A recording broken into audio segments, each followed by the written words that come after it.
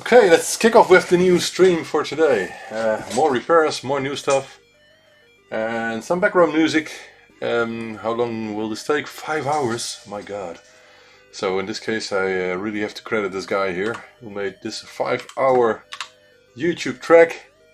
So let's put it in my description of the video as well. And music by... the track is called, let me check, The Best AY Music, of course. I hope so. Still a pity that I just can't run my own music that I like, but of course I can, but it will get demonetized. But anyway, let's continue with this. Hey Mark, good afternoon. Man, you're quick, man. Amendo, good afternoon. Sorry, good evening. it feels like afternoon because I've been working all day and only now continuing with some streaming, so I'm very late with that. But anyway, let's inform the guys on Facebook that we're live here. Let's see. F5. Yep, there it is. Yep. Okay, let's paste it everywhere. Let's spam it all over again, like I always do. Right, that's one.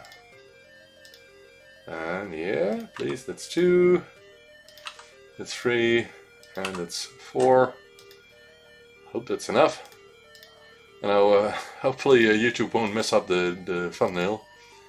It always seems to pick some space in the video that I don't like, personally. But anyway, it just does itself, the algorithm. Alright, so enough spam for today here. I will get banned for that one day, but anyway, not now. Spammer, yeah. I like spam. With some pickles, I like it. Good taste. Anyway, alright, good evening, and as the description says, I want to kick off with some stuff that I did today. First, I stored it all, so where did I leave it? It's stored, but I ordered all the parts for the diagnostic cartridges, so some of those will come from China because they're old stock, like the ROM chip, the flash ROM chip, and some other parts. But they will arrive hopefully in 2 weeks or something, and then I will offer it on my webshop, of course. And it will be the new revision from Steve with the built-in, what was the name again? The oscillator? No. Let me check. The LM555, which is a high stable device for generating accurate time delays or oscillation. Okay, anyway, it's meant to make the readout of the data lines and so a bit more easy, because if it's just flickering at a high frequency, then it looks as though everything is doing something, so that's not useful. So we added that to the diagnostic board. It should be better, so are those parts as well. And those will be available. I think I will offer it in kit form and in ready-made, of course, because the people who will use the diagnostic cartridges will probably be able to solder quite well themselves. But I'm curious if you think that I should offer it in kit form, even with the SMD parts not assembled, or that I should assemble the SMD parts already. Let me know in the chat. I wonder what you think about that. So it's really meant for people who do some repairs on ZX Spectrums from time to time, or just like new gadgets, you know. Nothing against that. Let me know in the chat. I wonder. Some other things that I did is also order, I also started again, the parts for the issue 1 memory daughter boards, the upgrade boards, with the 32K chips on it. So those parts will arrive in about a week, I think. I think most of the parts will... No, there are some parts from China as well, which I ordered 3 days ago or something. But those will arrive as well, so people who have an issue 1 without the memory upgrade, they can use this clone board, which was designed by Mark Smith, the other Smith. So anyway, that will arrive as well. What else did I do? I ordered some parts. Let me think. Oh man, I did so many stuff that I forgot half of it. I contacted DPD, the courier that It's a good courier. It's affordable and it offers registered shipment. But if something goes wrong, then it's really hard to solve those issues, and it takes weeks until something is solved with them. They don't really have a good um, streamlined process for that. So I hope they will do that in the future. But of course, you pay for that. You pay a lot less than, for example, PostNL, the national company here. So I like it a lot. So I still use DPD for all packages to the UK and to Germany and Spain and Portugal and Italy and France and Belgium and Netherlands, of course, as well. But it's sometimes a hard thing to do. Um, I didn't keep track of everything I did today, but I've done a couple of other things. I still have to do some production. You can see some boxes behind me there. One needs a rainbow LED case. I might assemble one during the live stream, I'm not sure. And I need to assemble some ZX AY chips interfaces, and I need to assemble some RGB cables for Harlequin kits. But I'm not sure if I will do that now. I don't think I put Harlequin kit. Oh no, they're actually in my to-do list already. The RGB cables. Just adding them to this evening's list. All right. Also sent some messages to people who are really waiting for stuff like repairs. Some of them have been waiting for months, but that's mainly caused because they're keep adding questions and requests, and so sometimes with some people it never ends, you know. So I just hope I can fix some stuff and send it back, and then that's over. And okay, there's no problem if they come back, of course, but if they just keep adding stuff to the repair list, and sometimes it takes too long. I don't know if you know the show, what's it called, on Discovery Channel, with those old cars. There are several of those programs, of course, with the old timers. The guy who fixes the old timers. I forgot the name of the show. Anyway. When a customer comes in there and he wants to have his car completely restored in new state or something, 70s or 60s car or something, they often start with, yeah, I want to do just this and just that. And if they get in conversation about what the car really needs when they have a first look, when the garage has a first look on a car, sometimes they add so many things. So sometimes the customers call and want well about to build a new car, and it's no problem for the guy who does it. What was the program called? Let me just check. Discovery. I watch it in the morning often because I'm doing some sport on the cross trainer, and then I watch that program. Discovery Old Timer show. Oh, what's the name? Let me check. Maybe it's in the chat already. I don't know. Let me check. No, it's not Willy Dealers. No, Willy Dealers do everything. It's not Chasing Classic Cars. It's the other one. Ooh, oh, what's the name of the guy?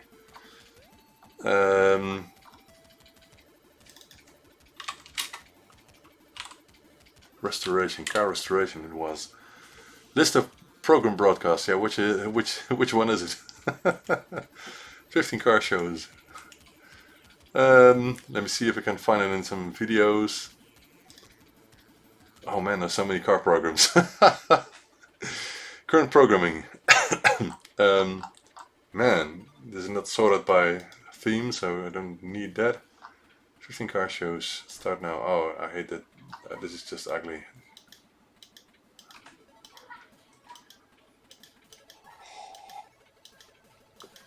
It's not overhauling, or is it overhauling? No, overhauling is the other one. It's a cool show as well. It's the people who get surprised by getting their car restored completely. I can't find it. It's not on this list. Oh man, which one is it? I can't find it. I hate it. Car Swiss. Yeah, I think that's one. That's the one. Yeah, Car Swiss. Let me check. Car Swiss. That's the one I like. I like a lot of those programs, but I think Car Swiss is the one. Yeah. Let me check. Is no, it's not the one. No. Also, it's not that one. uh, Let me check if I can find it in the guide, the TV guide. Tomorrow morning. Deadliest catch. Dual survival tanked. No, it's later in the. Oh no, it's not on. Gold Rush. No. Oh, Phantom Works. That's the one. Phantom Works. Do you know Phantom Works, guys? Do you know Phantom Works? I like that one. Phantom Works. Strange title for the show. That's why I forgot. But it's a really cool show, and I really like the way they do things and the emotional value people spend on their cars. That's the cool thing about it. So that's the one. Phantom Works. Have you seen it? No. Mark says no. All right.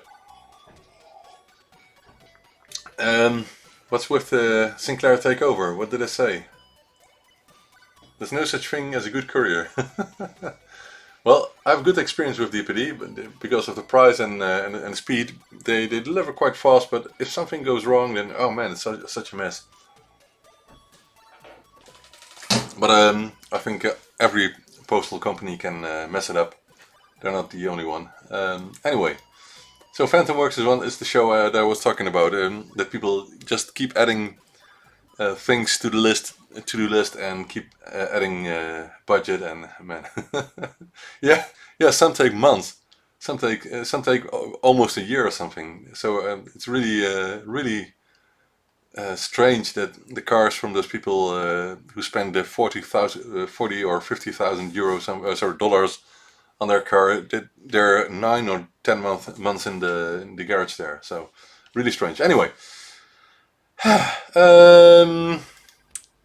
Yeah, so I was working yesterday on some stuff from Cesar from Italy, and I'm going to continue on his issue 2 board in a minute, and then we're also going to fix his disciple because I found this roll of leaded solder. Oh, that's what I did this morning. I was looking for, maybe you've seen a post on Facebook, I was looking for lead-free solder at low temperatures, and I was discussing that some days ago as well. Because there's solder paste that melts, lead-free solder paste, by the way, that melts at 138 degrees Celsius. That's because they added, what was the name of the stuff? I'm not a chemist, you know. Let me check my timeline. So they add bismuth, some strange lead-related compound. They add it to tin, and then the tin will melt at 138 degrees. So that sounds okay, but the problem with that, and maybe you've seen a post, the problem with that is that if you would use that in products like all kinds of electronic products you buy nowadays, lead-free, you know, it's good for it's not dangerous for your health, and the problem with that is that if you add some lead to it, if you contaminate it with lead, then it will get an even lower melting point and it will get very brittle, and it will be dangerous for some applications to use it. So that's the reason why they didn't want to use bismuth in solder paste or solder wire. It's very cool to see the video from Jessa from iPad Rehab. I've linked it on Facebook, so if you haven't seen it, please do. And if you want to have the link in this YouTube YouTube video, then please let me know. I will add it. But it's very interesting to see what some scientists have found out, and what surprises me even more is that there are just 2 or 3 compounds that you can use to create a solder wire or solder paste. That's really strange, and that's what we use in all products, you know. There's nothing else than tin and lead or bismuth. There's nothing else. Those are the 3 main components, and sometimes copper is added for, I think, for strength, and sometimes, or maybe it's for conductivity, and sometimes things like silver are added, maybe to make it more shiny, I don't know, maybe also for conductivity. I have to check that. I'm not no expert. But it's really interesting to see that there are only a couple of compounds to use for solder, and that's what we have to cope with, you know. So I'm also bound to use the lead-free solder, which melts at temperatures over 215 degrees, and that's a lot higher than leaded solder like this one. And also there's no solution for that.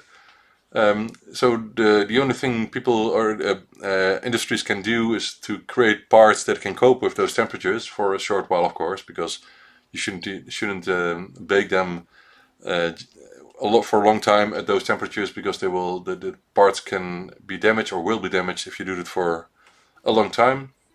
So hence I'm building my reflow oven with a Controleo kit, which will get it just to the maximum temperature for a short while, for maybe some seconds, and it will cool down because it will open the door automatically, and it will cool down quickly. So that's the only solution of doing it in an environment safe way nowadays.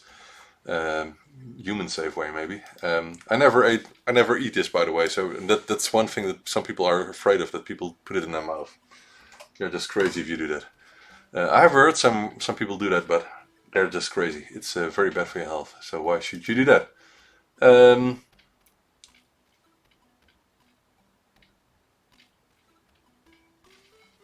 Bismuth isn't toxic. Toxic. Sorry. Lead is, but bismuth isn't toxic. So it is a good substitute for lead. That's what I read, by the way, Mohammed. Again, I'm no expert, but that's what I read, and it should be a good solution. But mixed with lead, it will get electronics into trouble, and the users as well.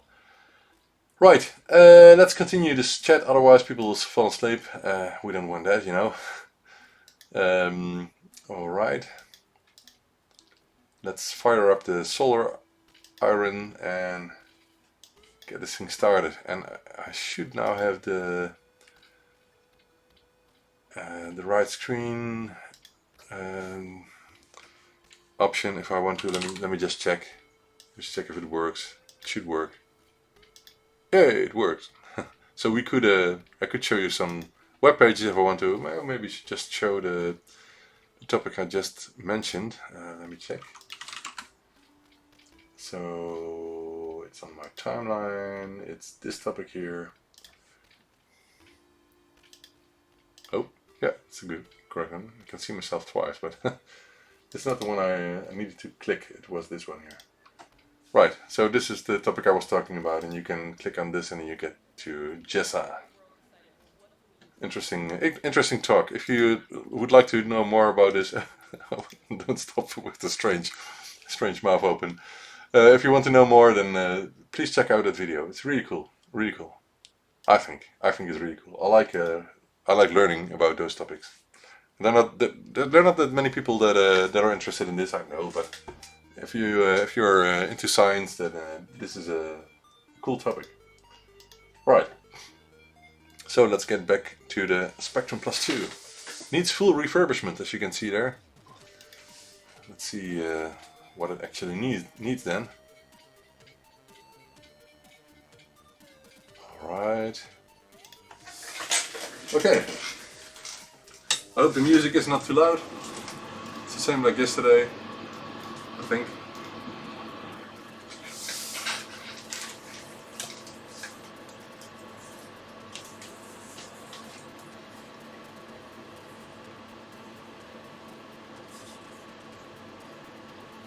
Low temps, okay. Anyway, faulty RAM. There's a RAM error in this, and it also needs some new capacitors. I probably won't use VIS-A capacitors for this one, because I mainly have VIS-A's in axial versions, and these ones need radial parts for that. But we have to do a first test, of course. So I'm getting towards the other side of the room here, and I need something to check to get a 5-volt regulator, and I'm not sure if I have one laying around. Yeah, I have one. Just have to grab it.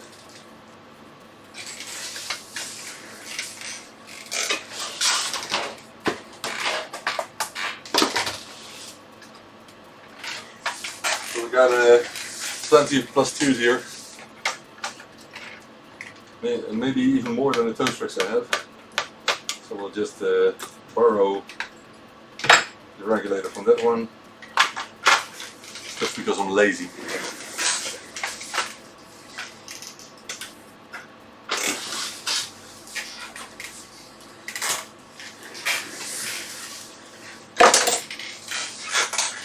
Hey Chen, good evening. Alright, so let's get towards the other side. And this time I'm not moving the camera with the whole feet, but I can just turn it around. It's better, I think, don't you think? Let me know if you think it's better.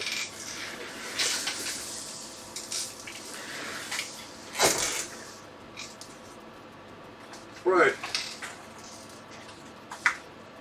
So I got these cables with composite video and RGB, but it's only for the +2 and the toe stretch because it uses composite video as well.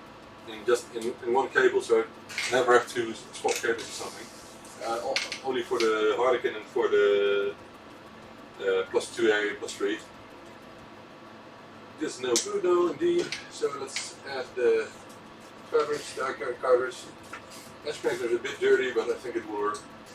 No, it will not work. Okay, then we will do a clean in.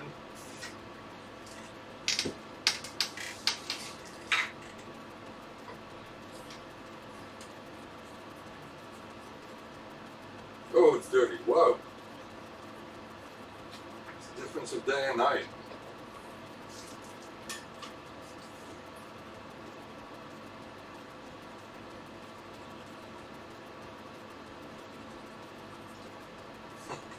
Okay. So, are these more dirty than the ones from yesterday, or is it just me?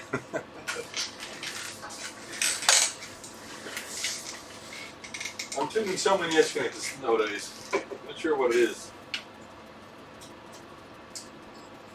Still nothing, no boot, nothing. So it might be Z80, but the capacitors seem to be very bad as well. But let's swap the Z80 first to see if that makes any change.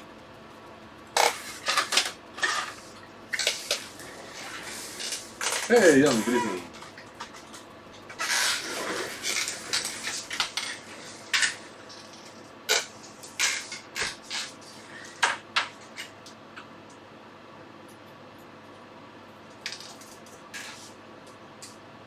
Yeah, it does make a change. So the Z80 is not working, actually, it seems. We'll test it again later, but the capacitors are very bad in this one. The screen is all distorted, maybe you can see it from a distance, I don't know. But this one, this works and it's one. Now let's see if the RAM chips are okay. No error yet. So will it only be a Z80 then?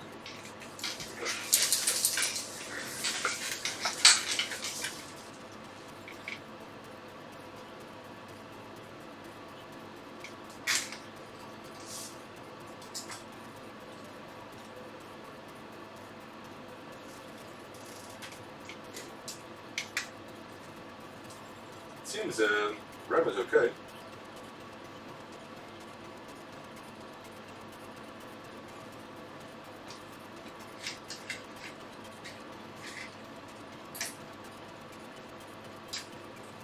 Yeah, it's fully tested, so I think there's no problem with RAM at all.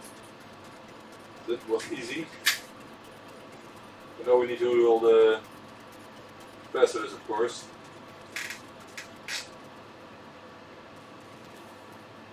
We'll improve the video output.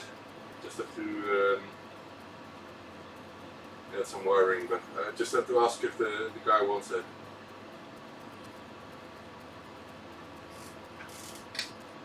Alright, the bits are fine.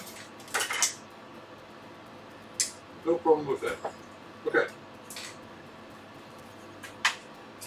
That was an easy one.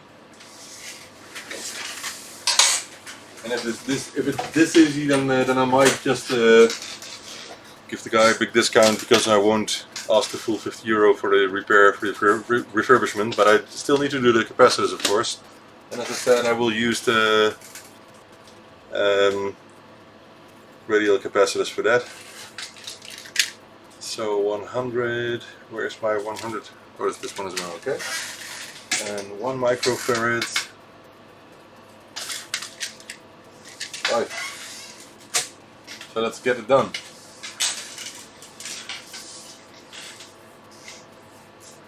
I think I'm not going to use the soldering station for now, because it's a lot easier. We'll use leaded solder because that's a lot better, but I need to keep something for the disciple interface in a moment. Right, so let's get it started.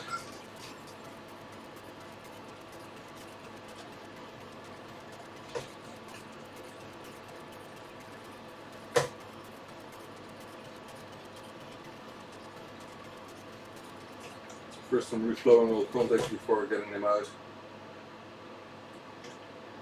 Although this board isn't that bad, maybe you can just pull them out, maybe that's quicker.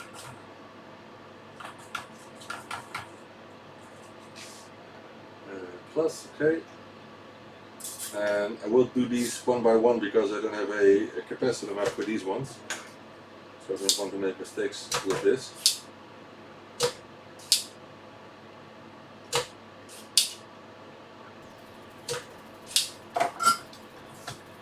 So we have a 220 microfarads, 3.5 millimeters. Have high quality ones from Cornell. Just checking if the voltage is okay. This is a 16 volt, that one is 16 volt, which is perfect.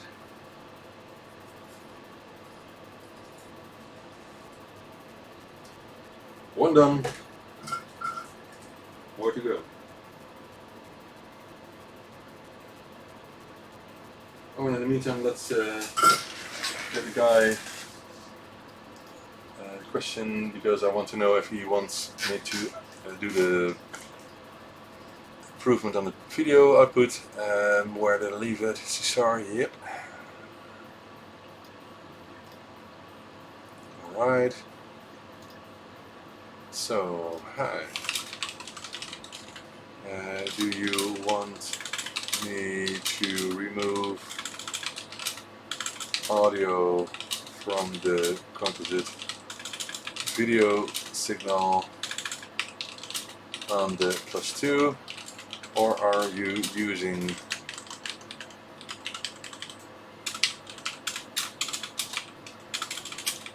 RGB or something else that will remove audio from the RF output as well?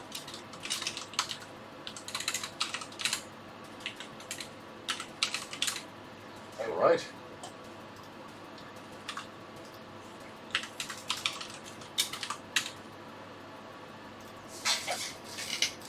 Now we wait. Actually, we're not waiting, we're just continuing the replacement of all the caps here. This is a 10 microfarads. I didn't pick that one yet, so we add that one as well. 10, 10, 10.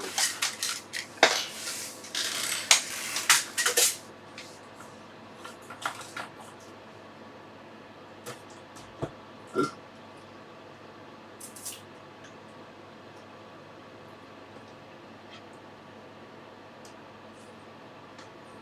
Oops, sorry.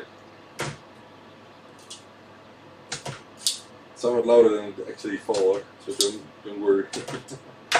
It will survive. I'm very careful with my machine.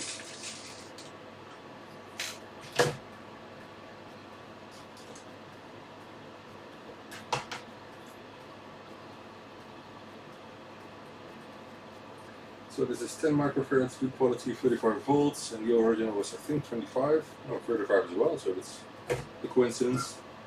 It's just smaller, but it's the same values, so it won't matter.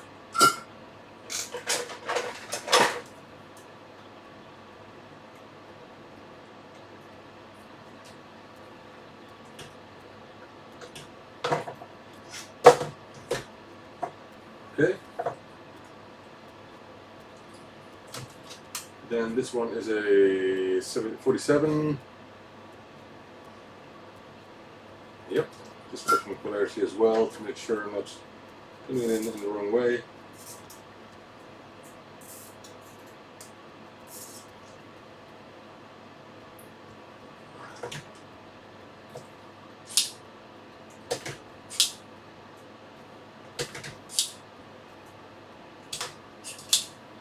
So I hope the picture output is improved already by just swapping these capacitors out. But the modification is also very useful.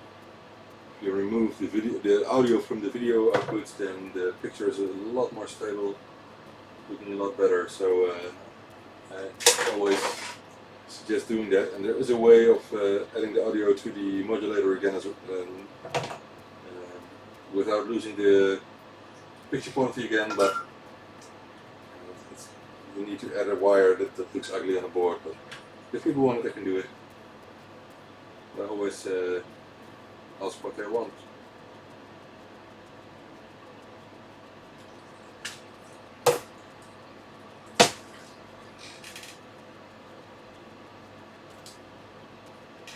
Right, next.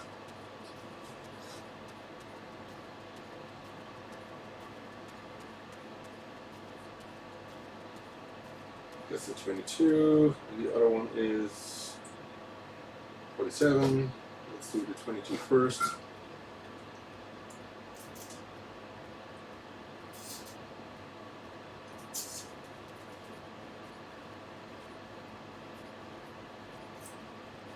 I think I should lower my temperature a bit. I'm using leaded solder now, so it's no problem.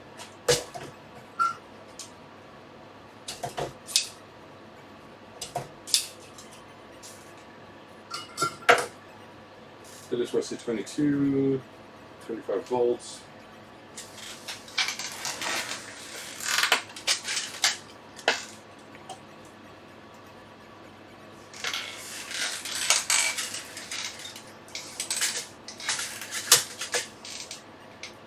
And I can choose which one I want to use now. Let me check. Let me use the brown one here.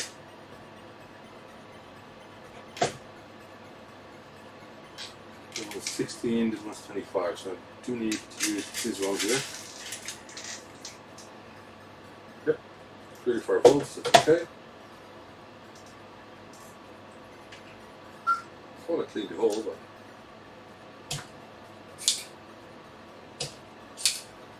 okay.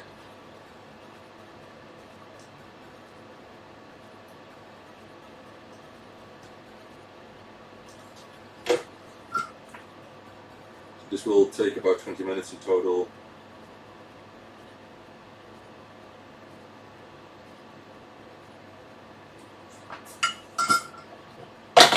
Oops.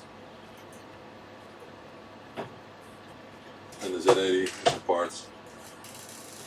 Remove the AY chip. No! No!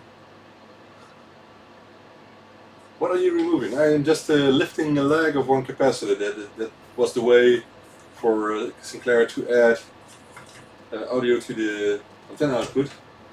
But it's really noticeable on screen, so I don't like that solution, and neither do many people who still use composite video. If you're using RGB, then there's no need for that. And if you're using ZX, HD, HDMI, then of course there's no need for that as well. It's only if you're using composite video, but of course many people use RGB, which is a lot better and doesn't have the distortion. And if you need to get an RGB cable, then get the ones from Iron, from Radio Shack. The guy's the best. I really like his service and his quality. 47. Oops.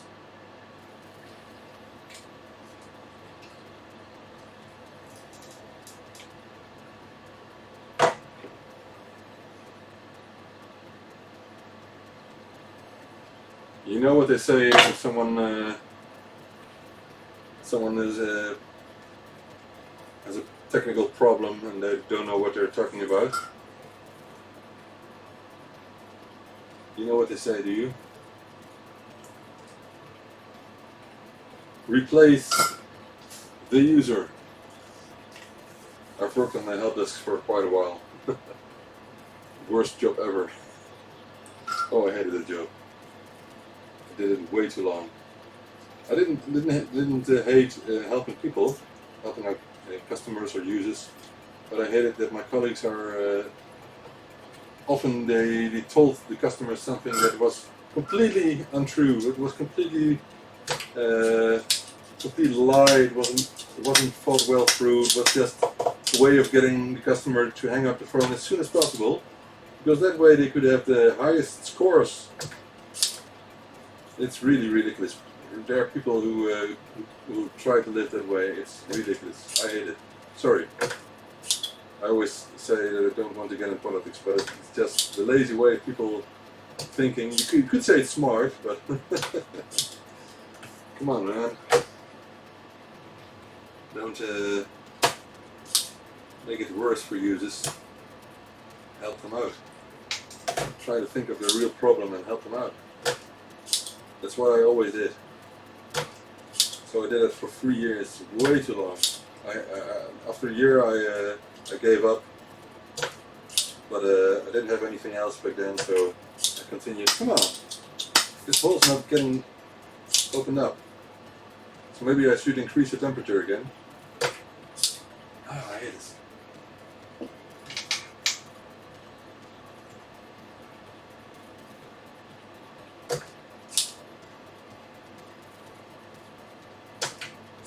It doesn't want to open.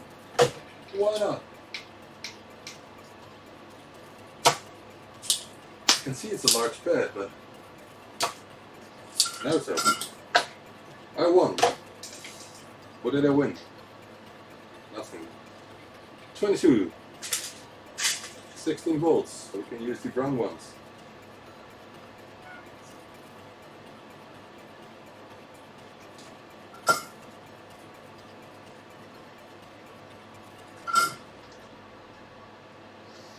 Right?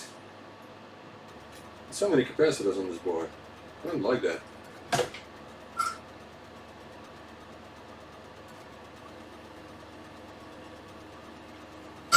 Too much work. Should be only 5 or so. This is boring.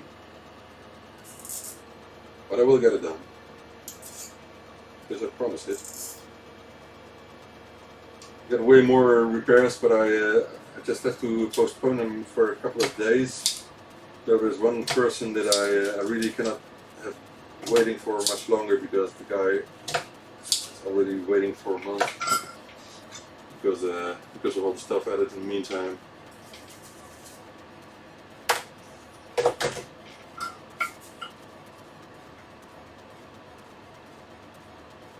Just checking if I'm not creating any shorts here. Right, this one is 2216. Other one. I guess they're in parallel, but I'm not sure. No, they're not in parallel. Not sure why they're two next to each other.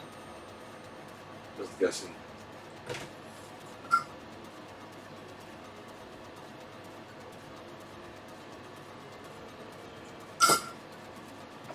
So what I should do at the moment is finishing Spectranets interfaces, but I'm just not ready with that. There's so much other stuff to do. So I hate not being able to get my deadlines, but we'll get there eventually. And I hope tomorrow I will finish the first batch.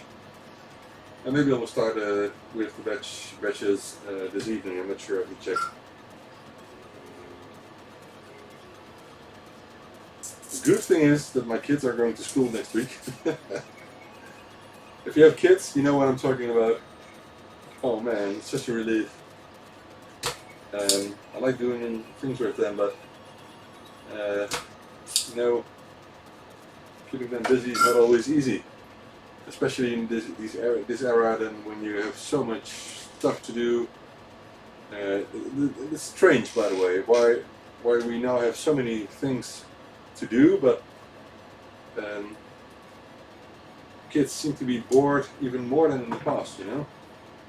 My explanation is that kids think, and grown-ups as well, by the way, you might think that all the entertainment from nowadays is something that you can use for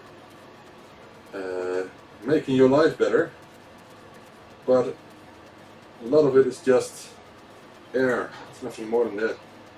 It's nice to do. It's cool to watch a movie. It's cool to play video games, but it's nothing compared to spending time with people and spending time with humans. It's a complete difference. And as an artist, I really struggled with that in the past, but I always wanted to do it. And nowadays, I spend a lot of time with people. It's one of the things I like the most.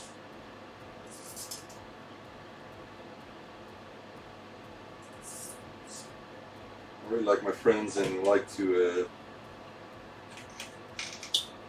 greet them when I see them, hug them, bro hugs. Or of course there are a lot of women as well, of course. But the rest is less important. I like my job. It's the best in the world, but it's less important than people.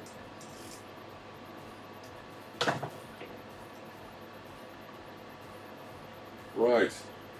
How many are left? I think 6 or 7 or something. It's taking a lot of time. That one is correct, that one is plus, that one is minus.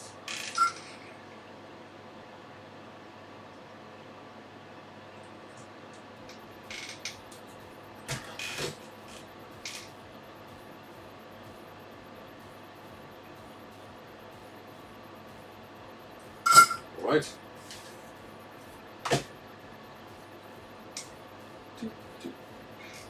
I was talking with Jen Kisira today from Czech Republic. We finished the Embo 3 interface. I think he has 9 of them ready now, which means that sales must start. And he asked me to start discussing that with him because oh, I did it. I did it. No, I didn't do that.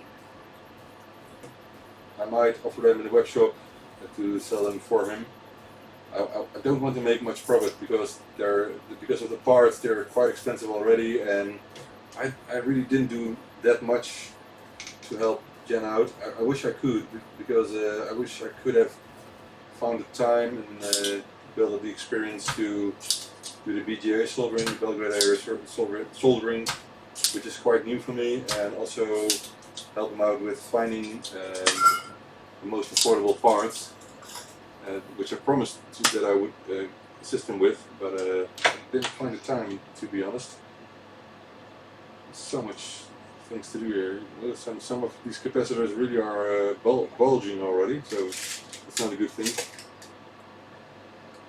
So anyway, I might fly over to Czech Republic soon. I have to check if I can find the time for it, because I still have way too much work.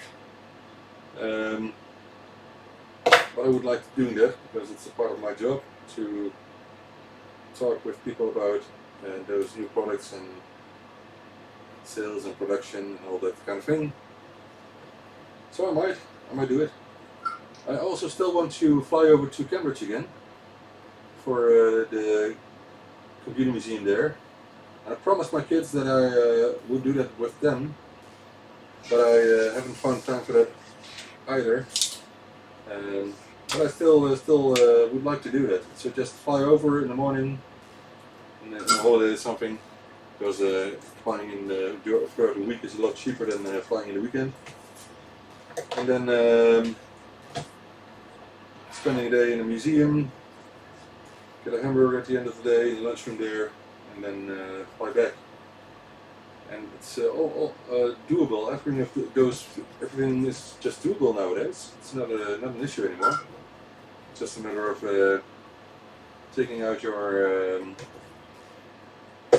credit card, finding a decent day that will work, and just do it. So who of you have been to the Center of Computing History in Cambridge? I'm curious. one of the bigger ones. Especially if you've seen the closed halls, which I was very happy to do by the owner and organizer of the event. It was very cool to walk around in all the archives from them. So I wonder who of you have visited already. Let me know in the chat.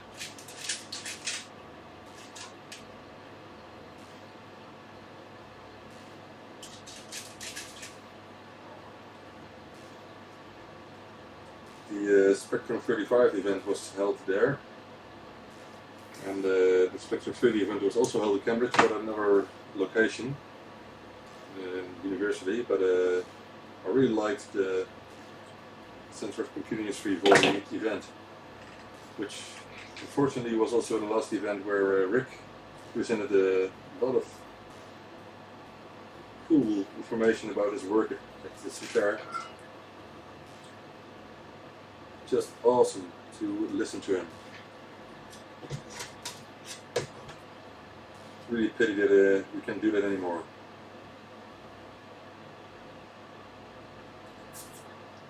I do still hope to. Yeah, he does. I do still hope that I'm able to meet Sir Clive once, but I'm told that he's very ill at the moment, so I doubt if I will ever manage to do that. But I would be very honored, although I think Sir Clive is a businessman and not really hobbyist like we, like us. But I still hope I can just tell him how much his inventions meant for my life. I think he knows for many people how it impacted their lives, but you must know, you know.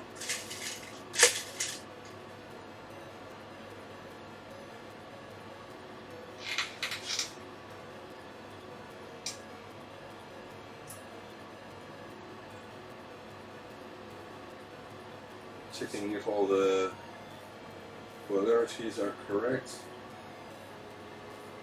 Yes, yes. Yes, yes, yes.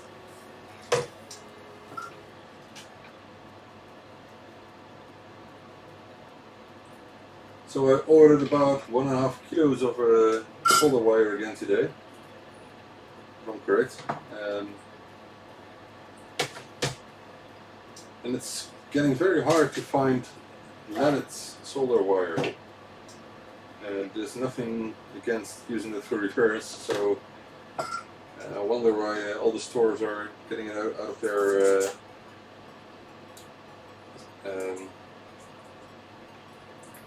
assortments, because I think it's a decision in line with the decision to get to lead-free solder. 1 microfarad.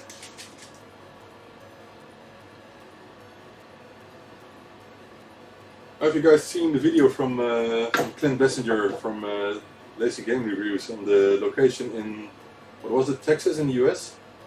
That old warehouse with all the new boxed stuff, and where he picks them up. Have you seen that video? It was such a good video. About him flying over without thinking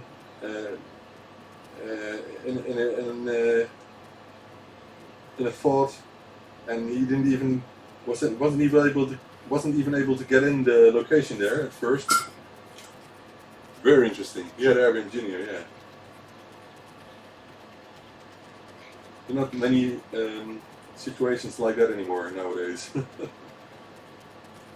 I just hope I won't forget my storage, because it's filled up with cool stuff as well, but I hope I will never get old and forget about it, because maybe I will get into storage wars in the program on, what is it, some different channels, and then one of those idiot guys or girls will bid on all the retro stuff there and try to get it for cheap.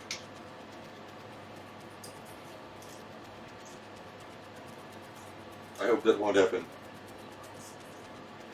What for model is it? This is a Spectrum Plus 2 board. Issue 3, I think. Yeah, issue 3. Most common board issue.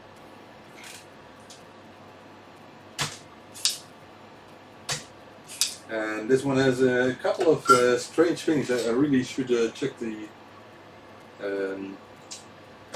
transistor for the video output as well, because it's the wrong way around. The issue 3 boards have a very bad problem on them. So I have to rotate a transistor to get it correct, because that's one of the reasons for the bad video output.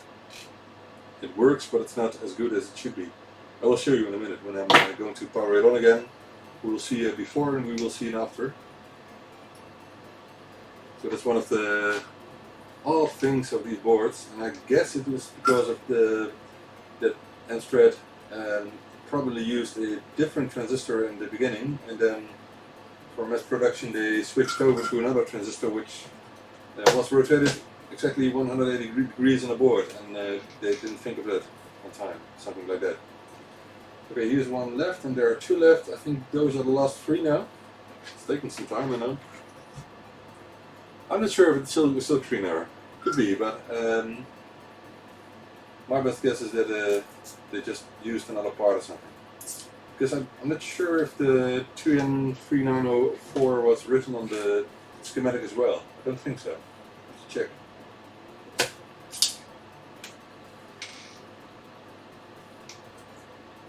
And I'm not sure about this solder. It's either old or it's cheap stuff. So I'm not sure if I want to use that on the Disciple interface. Maybe I'll wait with that, because it's not the best. I have more machines to repair, so we can just continue on those.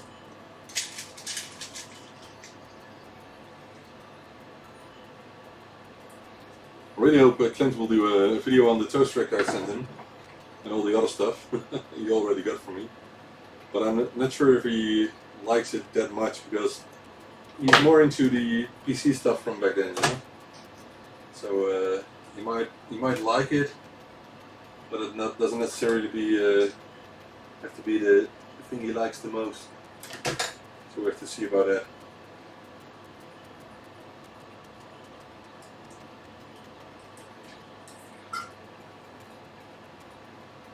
So I sent him the machine, of course, for some promotion of ByteDelight, but also because I really think that if someone like him talks about a toast rack and he never had one, then why not send him one?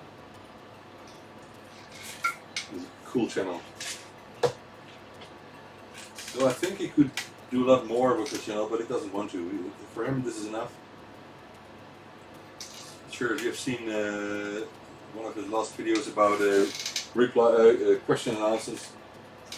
I think it could be he could create a bigger channel with what he does. But for him, it's no need for that. He's no Steve or Linus, you know.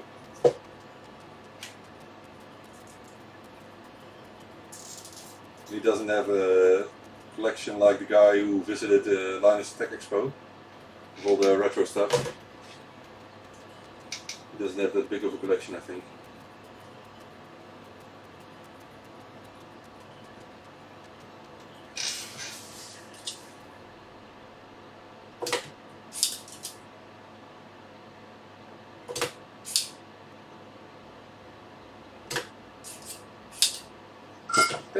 This board are really easily damaged. It's not it's not cool. Not like it.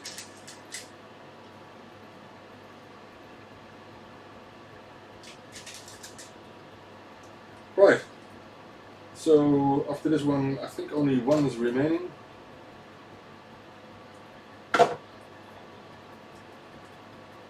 You can see there are definitely about twice the amount of capacitors on this board, electrolytic capacitors, of course, compared to the 48K machines. Even the toast rack. I think the toast rack also got less capacitors than this plus 2. So I wonder why Amstrad chose to use so many.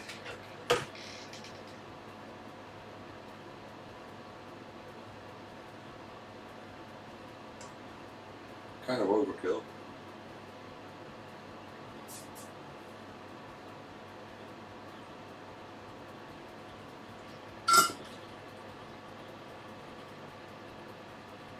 It doesn't look like a solid connection, so let me just push it a little more through the board.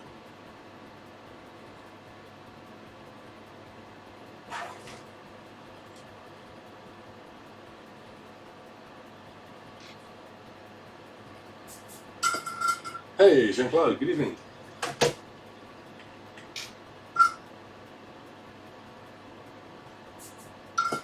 It looks a lot better. Right, so one to go, I think, and then we're ready with this cap swap. Yeah, I think one more.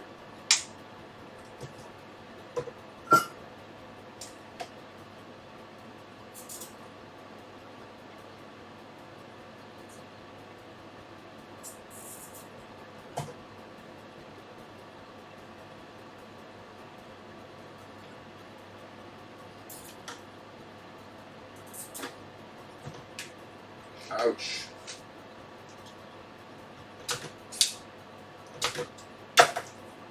Right. 22, I guess. 2216.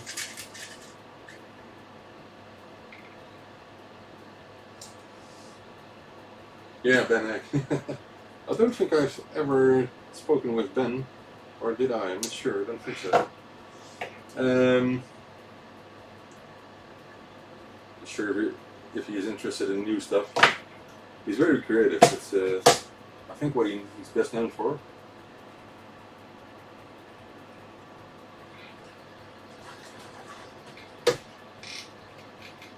Sometimes I'm jealous and think that I should have thought of something that he invented. But I invent other stuff, you know. And I don't take credit for all the things that I produce. It's most of the time it's cooperations with other people that are a lot more experienced with some technical stuff than I am. All right, so let's swap that transistor out. I promised that I would show what it's looking before, didn't I? So let's move the camera around. Oh, sorry, I just have to do this. Whoa.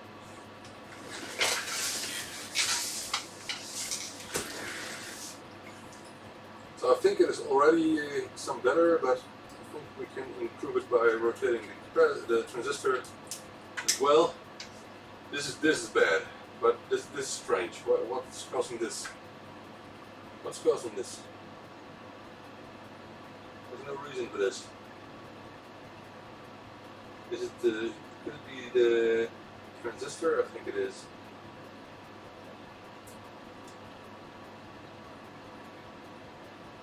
Because all the capacitors are new now, so let's swap that transistor and see if it makes a big difference, or maybe not this time. It should make a big difference. But I wonder where the distortion comes from now. It's quite strange.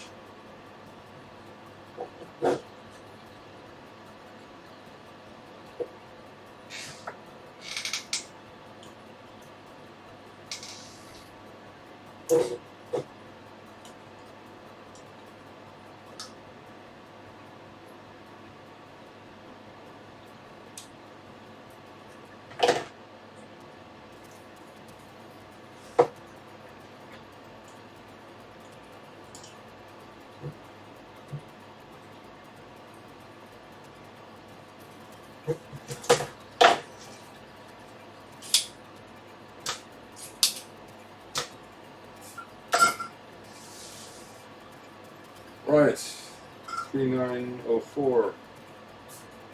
Rotate that and put it back.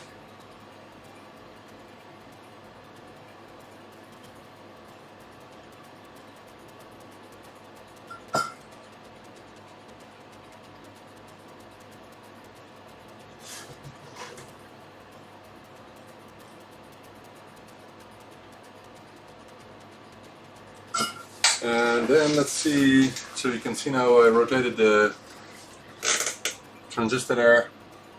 So that's hard to see because of the light, but you can see it's a wrong way around if you follow the board layout.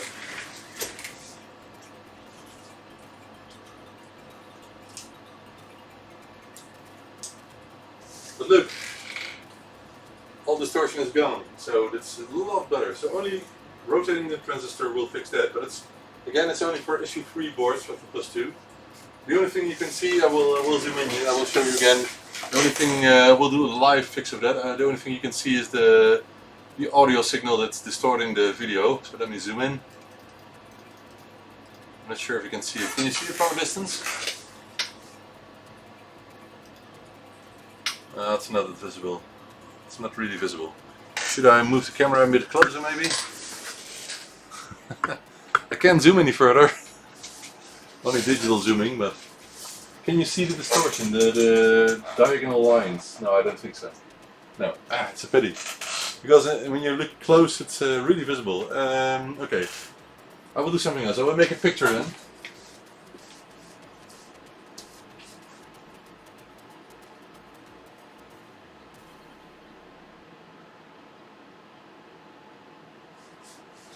Let me share the picture with you. Just a second. It's really noticeable when you're looking more close, but I can imagine it's not visible this way. Oops. Let me just share that photo.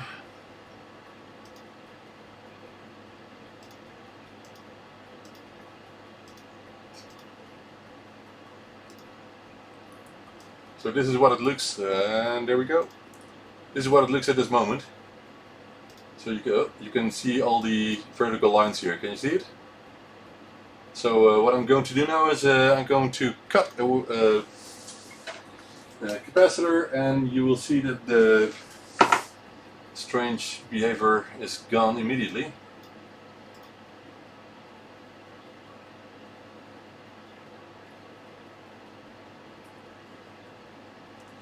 Alright, just to define which capacitor it was.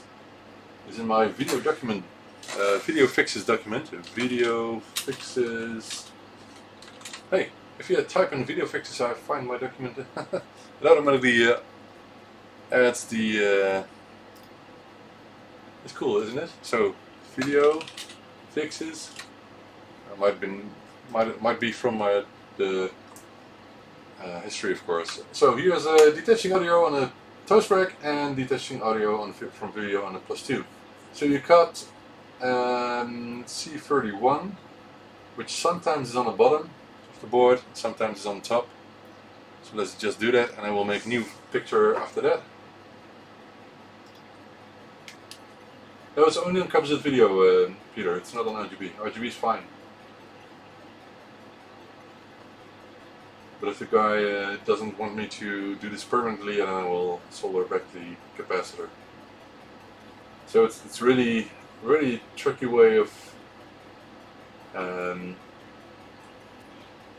adding the sound to the modulator. It's awful.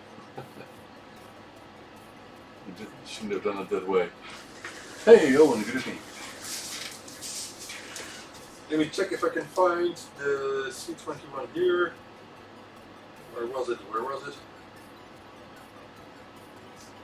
It said sometimes on the bottom. That was this one. So I forgot the location, I have to look it up. I think it's here. It's a very small one. C31. That's C31. Was it 31 or was it 21? What did I say? Oh, it's 31. I'm just mistaken. 31. But I'm afraid I've just disconnected because if I will cut it, I won't be able to solder it back again, I think. So we'll just lift one leg with the soldering iron. It's better.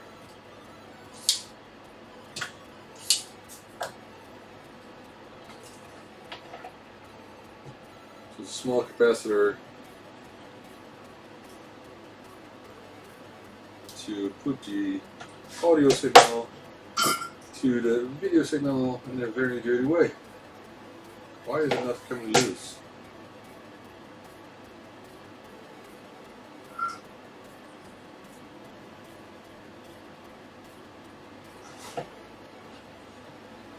Oh wait, it's this one. Sorry.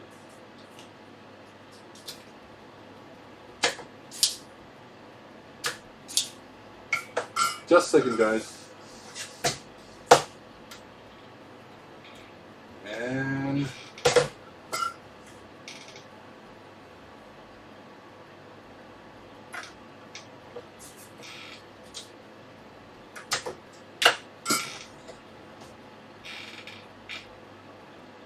yep.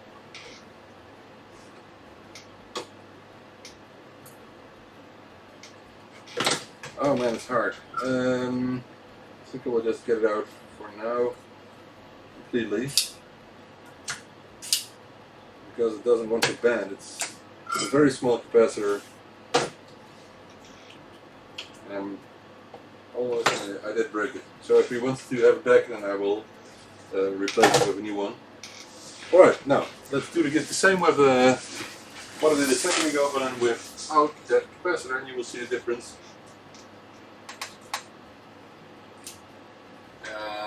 Make a picture again.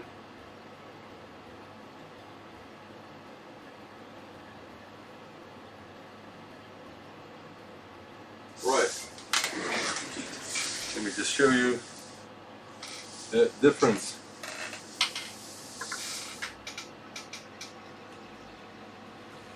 I'm so close to the camera now. Oh, I know, but it was just removing the capacitor. Sorry. Okay. Let me get a photo. A second photo here.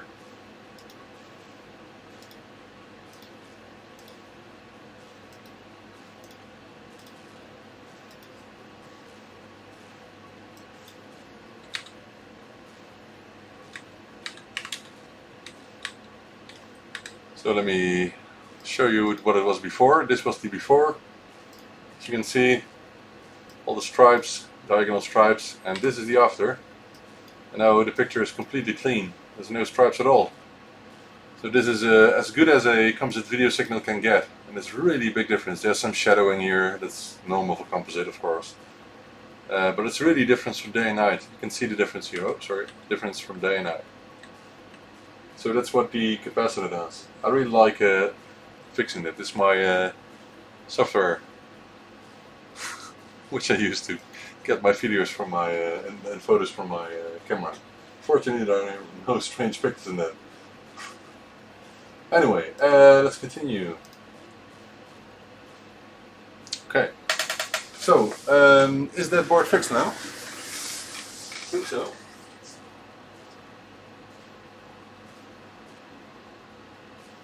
So I will leave it there because I have to do final testing, of course. But we can continue on the next one. So what I said is that I will wait with the Disciple interface because this is not the best solder wire that I have. I will put the bad CPU on Cesar's dead chip felt.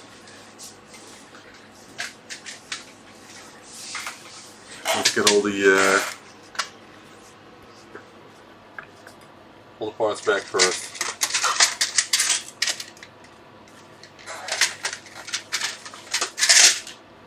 Right. Oh.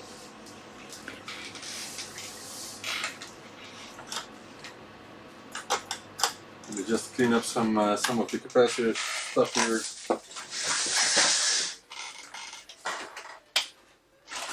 So again, I will wait with the Disciple 1 minute later.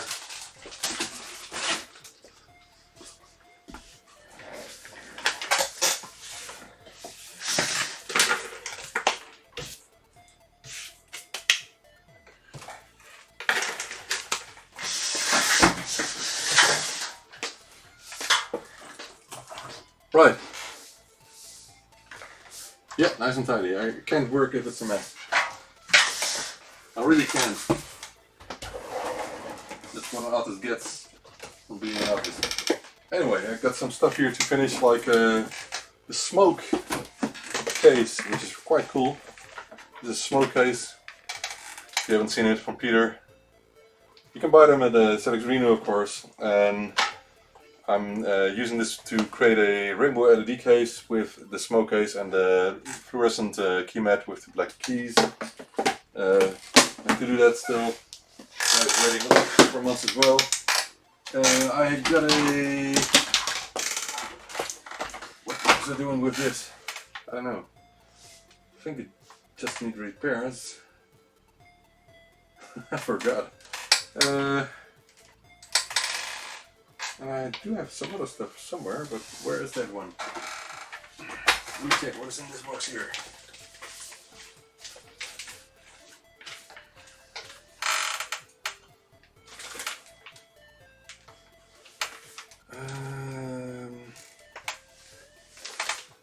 This was from the other Icony, I think. This was, yeah, this is from Russia, from the other. This was the one that I wanted to do. So I got a toaster here that I need to finish. I'm not sure what I need to do with that. I've written it down somewhere. This is a micro drive that needs to be fixed. And fortunately I've got the rubber renew now, so I can fix it soon. But for now I will pick this one. It was quite hard to get this package in here because our Dutch customs don't trust the Russians, you know. The biggest issue was that there wasn't any description on the package what was actually inside this package. So customs didn't know anything. He even didn't write on it that it was a gift or something for repair. I think the custom form now has a bullet where you can say that it's concerning a repair, which is important to not get a fees or something. But I had to pay some administration costs to get this one here. So unfortunately I have to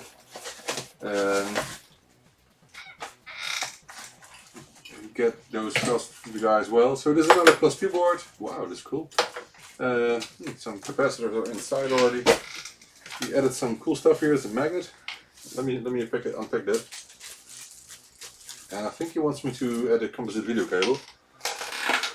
He added this 3D thing. I'm not sure if you can see it on the camera. Does it move? It doesn't move. Oh, it does move. It does move. You can see it. That's strange in the camera, don't you think? This is from Russia. I think it's where he lives. The city or something, but I cannot read Russian, so I don't know. It's quite cool. But where will I put it? Maybe here. Yeah, it's there.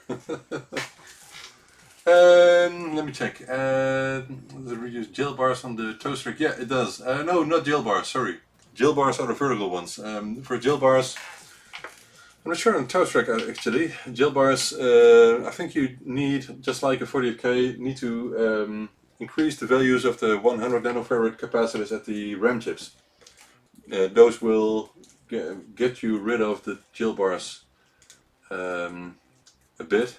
Not completely maybe, but there are some documents about it on websites, so you can Google for it, jail bars, ZX Spectrum. And I think someone used 1 microfarad capacitors instead of the 100 nanofarads or something like that. And it helped removing them a lot. You just see, you just saw, Owen, that everything here is in trays. Of course, you can use ZX-HD, but come on, I'm not demanding from people that they should get a ZX-HD. Get a ZX-HD, guys. Anyway, Colorado plus 2. Oh, I'm not sure what this one needs. So I will power it on. Actually, I don't want to do more capacitors for plus 2, so we'll just test it out. Look at this. You used a PCI Express rubber for the edge connector. I've never seen that before. That's cool. It's actually quite a good idea to protect your edge connector. So it's from graphics cards, of course, if you've never seen it. Cool. So this is an issue 3 board as well, so most probably the transistor needs to swap rotation. I will just test it out to see what it does, and and we'll do the capacitor tomorrow. But now I don't. I should be careful with messing up the boards here. I won't do that.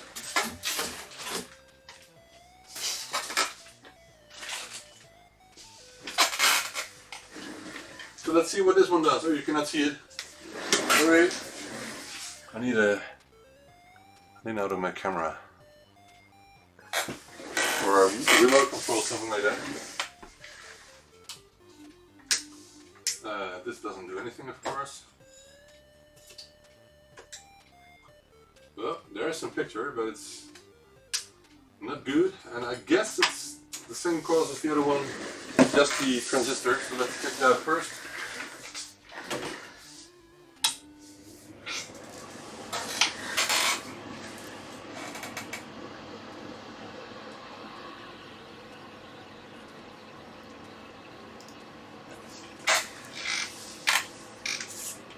Yeah, the ZXHD will get you freed. You will not be in jail anymore. Get you rid of the jail bars.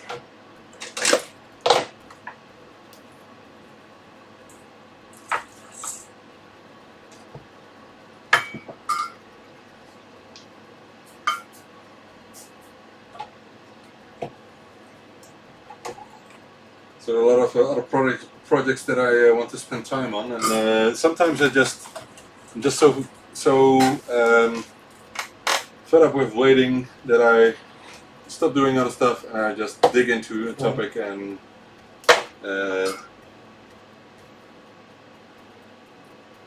make some progress, because otherwise I will never get to it. For example, the DIF GMX is a very interesting device. It's kind of an interface. It's an FPGA device, but I only know a couple of people have one, and I only know from one person that he actually did some tests on it. And my biggest question is if it actually acts as an interface or just as a FPGA emulator with the ZX Spectrum connected as keyboard only or something like that, you know? It is possible, but someone told me that it does act as an interface if you wanted to. That would be interesting, but I'm not sure if that's the route to follow. I might just discuss development of a new interface with Jan Kusira, who is very experienced with FPGAs. I wish I had time like he has, or maybe the knowledge, or I don't know, the job, because I think he has had several companies, and I'm not sure where he gets his experience from, but it's awesome that he's able to do a lot of development himself, you know. I wish I could do that, but I think I can do it, but it's just a matter of time. That's the biggest problem at the moment. Anyway, and okay, we go on for a test as well. So again, I rotated the transistor, and I almost can bet on it that the picture output is a lot better now. You can see it's 1,000 times better. The dang transistor, but only the vertical lines are now still present from the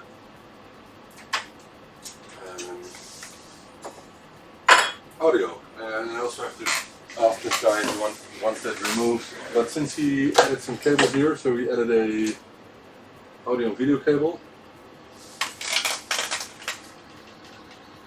So I got a stereo cable here. I think he wants, yeah, of course. I'm so used to stereo audio output that I think that the +2 by default is stereo audio, so I wondered why he only included this cable, but this is for audio and video, of course. So I guess he wants me to create this cable, which is very easy. It's just 2 pins on the RGB connector, and he also already assembled a mono sound plug on it, so that will be an easy one. But the machine is working properly, so I will replace the capacitors, of course, but it's an easy one.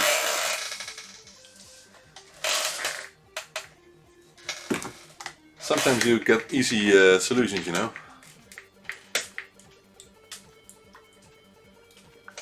I should treat myself with beer for that, but I can't have much beer now. Who is apping me? Alright, someone who orders some chips for an MSX.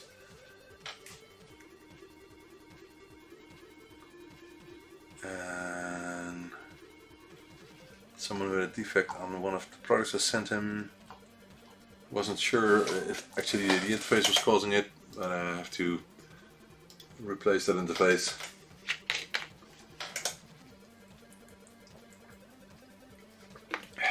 Okay.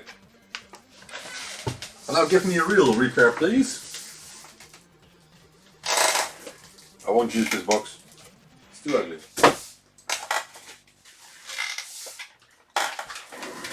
So let's grab another one, just big enough for a board.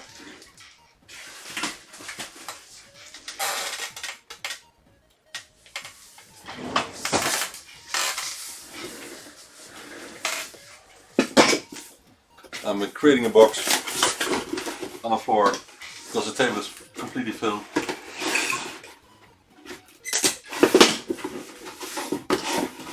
If someone knows a huge space to work in from let's say 5 minutes from here or something, then please send me an email.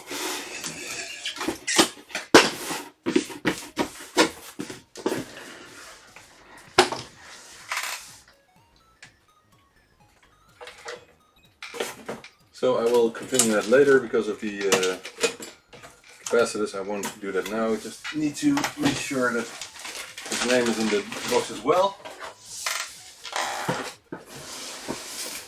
So what else do I have? I got some stuff with the name Mark on it.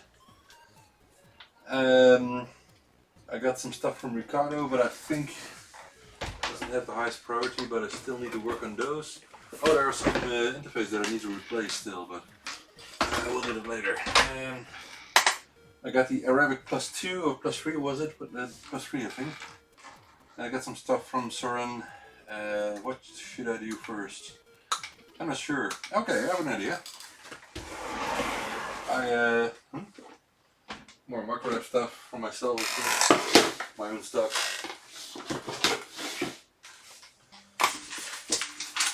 I think we'll do a test on the toast rack from Bart from the Computer Museum in Helmond, which is very nearby Eindhoven.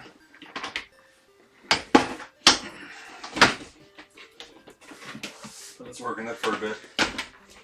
But I think it's almost done already. Or isn't it?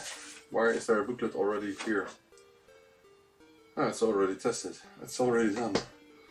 Oh, okay, I fixed this one already. So let's put it back for now. I think I already also did the capacitor, so what is waiting for nothing? I should just send it back. What else do I have here? Okay, maybe I could just create some ZXAYs. Are you interested in seeing that? Let me know. Do you want me to assemble some ZXAY boards here? I also have these joystick adapters and testers. I have cases to prepare. I have a smartphone to fix the screen on for my son who had a fall from his bed. Those things happen. Should I do some ZXAYs then maybe? It's half an hour work. Just I can talk about that because I think it's nice. Should I do this? ZXAY? What do you think? Let me know. Say yes. Say yes, Ben, please. Is there such a lag or something? It seems a couple of minutes now. The first yeah is in. It took about 2 minutes or something. It's not your fault. I think. Oh, why not? Okay. You don't sound that enthusiastic, Owen. Alright. So the +2 board from C# was only Z80. Then the ones I'm keeping a repair log, which is important sometimes. Also, you can learn a lot from those statistics.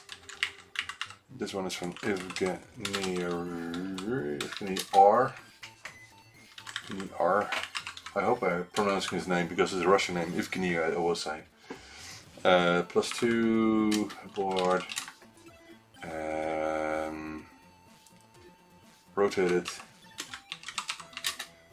video transistor. And nothing else until now, and we'll have to do capacitors.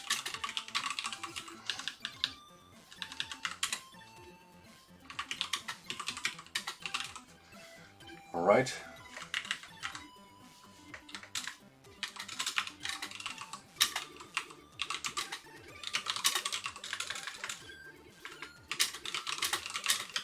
Okay, let's do the ZXAYs then. I think I will leave it with that. Let me see, do I have all the parts in? I need some edge connectors. I hope I have enough for Spectranet, but I don't think so. I think I need to make more edge connectors tomorrow. And it's a pity because I try to... We always do boxes like these ones here. These are 100 edge connectors. But these need to be cut, and when they're cut they need to get the pin in for the key, you know, on the ZX Spectrum. So my wife and I do a box of these at a time, which takes about 3/4 of an hour or something. We cut the connectors to the correct size, and then I do 25 at a time. I put the pin in, so I won't do the complete batch putting the pin in because it's I hate doing it, but I just need to do it. I still haven't tried looking to see if the pins in your AY board respond for RS-232 calls. No, I don't think so. I can tell you that. Oh, you mean if it's decoded correctly? Well, it should be, because I'm using the same addressing as on inside of a ZX Spectrum, so that shouldn't be a problem. 40K would lack the routine, but might be able to poke the AY and drive the pins with your own code. Okay. Oh, you want to use it as an RS-232 interface then? Is that what you need? Is that what you want? Because I'm not sure if it will work. I think it will, but don't. I'm not making any promises. Right.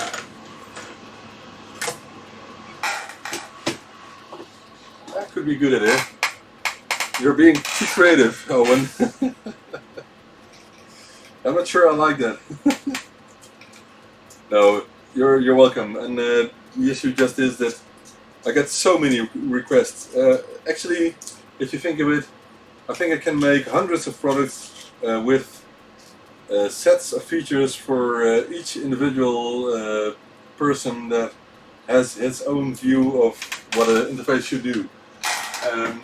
And of course that's impossible, so I have to choose the best of all the ideas, and I do that from time to time. I do some renews of products and I add some features and I do some combinations sometimes, but it really costs a lot of time. For example, doing one new board can cost me 3 days or something. That's really a lot of time if you think of it. So I can only do something like that once in 2 or 3 months, because it's so time consuming, you know. So I'm preparing some pads for the chips first.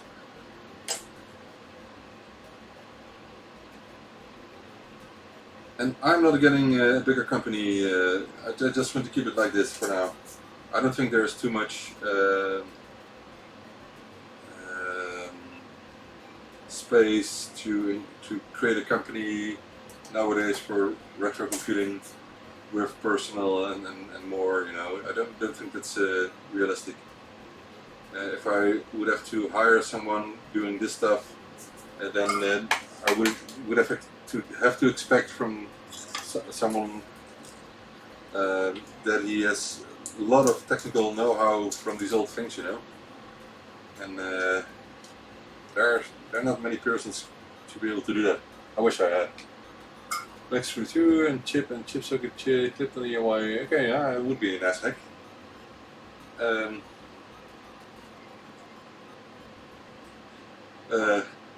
I'm not sure if you keep warranty. Oh, you know, I'm easy to reach if someone needs a repair. For example, someone had a DiffMC, one of the first batches, DiffMC Enjoy interface with a defective RAM chip, I think, and I just promised him I would send a replacement RAM chip to see if that solves his problem. And it's already outside of warranty, but I wouldn't do it difficult with things like that. It only cost me, what is it, €2 something, and some time. But I think people who get help like that, I think most of them will be returning customers anyway. So, and that's my hobby view of things, you know. Of course, I need to earn money. But I try to be helpful as well. I have two sides. It's not that I'm not serious about my work, but I just want to be friendly as well.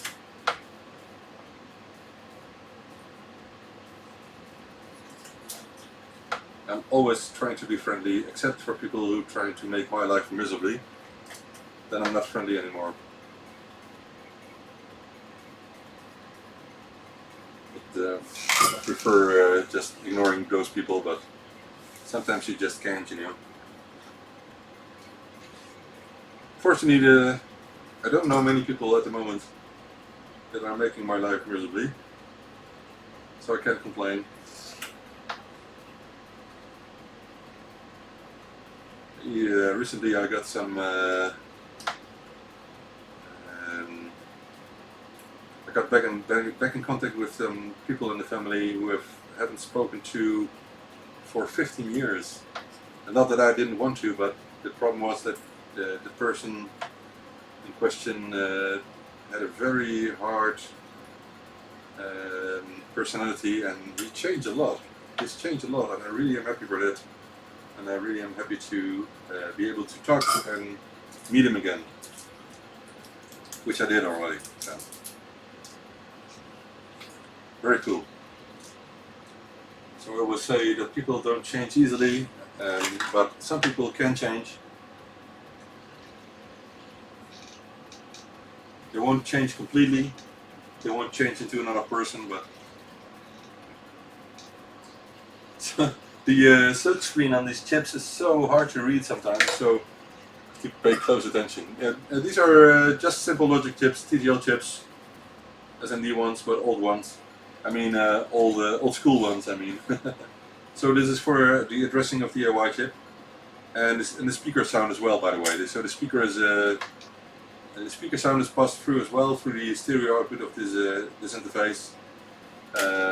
So you can hear the beeper sound and you can hear the AY sound in stereo. You can even decide the mixing of the channels if you want it as ABC or ACB. There are two jumpers on the interface for that.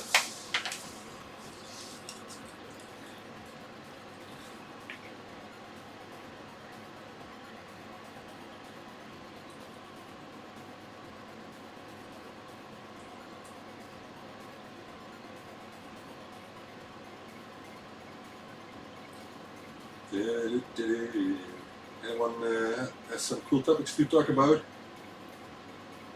was just talking to my son before the stream.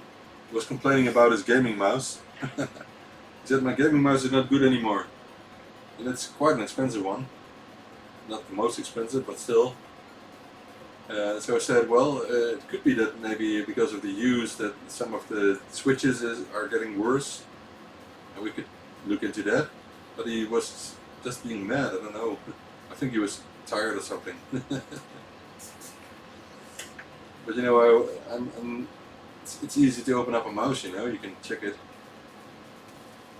And those things are so heavily used by gamers that, of course, they can get bad. It's not that strange. So if you want to know the exact type of these chips, one is the 474 LS 4074, one is the LS00, one is the LS138, and one is the LS27.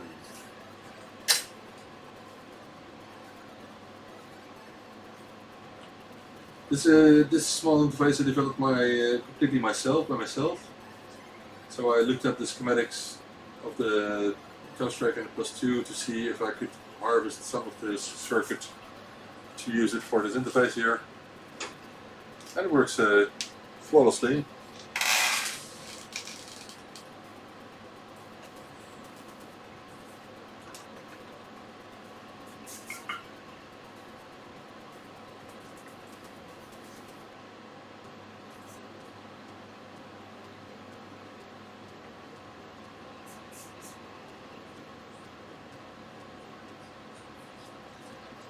So I know I'm past my deadline for the Spectranet interfaces. I just was talking about it, and I really will work on that tomorrow. That's why I finished some other stuff today. A lot more than I was talking about. So sometimes it's good to clear up some things before getting into a new tough job, because making 20 Spectranets will take about a whole day, so I have to focus on that. And that's not the only thing I need to do, because some of the people also ordered some other stuff as well. But I hope to be able to ship out the first ones tomorrow. And I also need to finish up some other stuff, like the TNFS server. I don't want to spend that much time on it at this moment, but I will do some.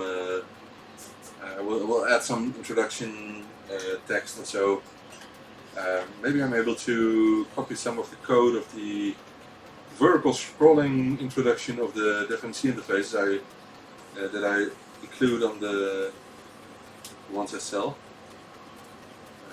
because they look cool. I think people like it on the Spectranet as well.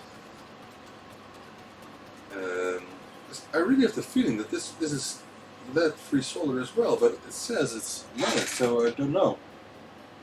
Maybe it's lead-free, but it's put on the roll. But it's not mine, so I have no idea where I got this from. I think someone gave it to me or something. I don't know. But this isn't leaded solder. I don't think so. It looks like lead-free with added silver or something.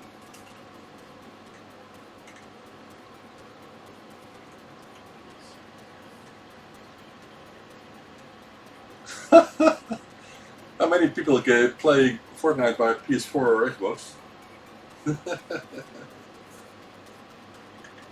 Have you tried it yourself, Peter? Have you played Fortnite yourself?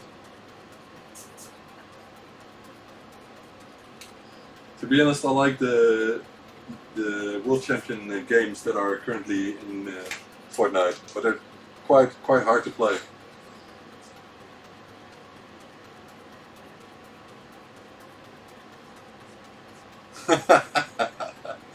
Higher frame rates, okay. But if he wants higher frame rates, then he most probably will get a GTX 1070 or something, or 1660, and he also needs a better display, 120 or 144 Hertz or something. So that will cost a lot of money. Just to convince him that he can stay with HD. He doesn't need 2K or 4K. It will save you a lot of money. But is he good in it? Because if he's good, then maybe you can be part of some championships, and you can earn back the money.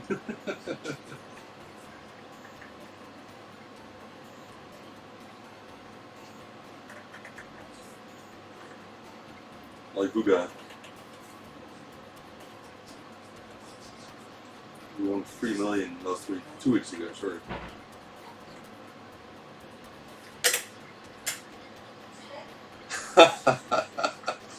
Okay, so he's working already.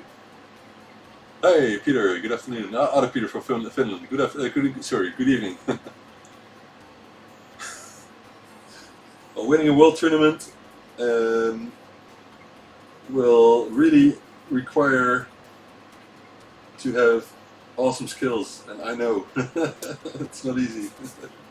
Fortnite is a difficult game if you want to be competitive. It's really tough. You really have to know every detail from every object in the game, you know, how to use it, how to jump exactly in the right spot, and oh man, it's so difficult. Anyway, fortunately, if you just like playing the game for fun, then you can jump in literally, and it costs nothing. You can just install it, and you can just play around in the how it's called, I forgot the name. There are some modes that you can use, and you play in a team of 20 people. So if you're not that good, then it won't influence the rest of the team that much. But if you're playing solo and you're new to the game, then don't be surprised if you get shot being the first to get out of the game again. Anyway. Oh, you got it. He does. Oh, you got it. Okay, cool. Oh, that's interesting. Now I'm curious.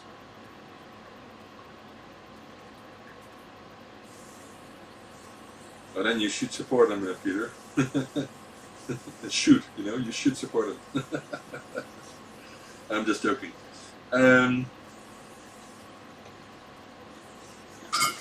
I can imagine many people that don't want to have their kids play the game, but it's up to you completely, of course. Let's see, next part. I always use the build guides here because then I can just ease my mind when I'm doing other stuff. It's a guide for myself. So SMD parts in the back.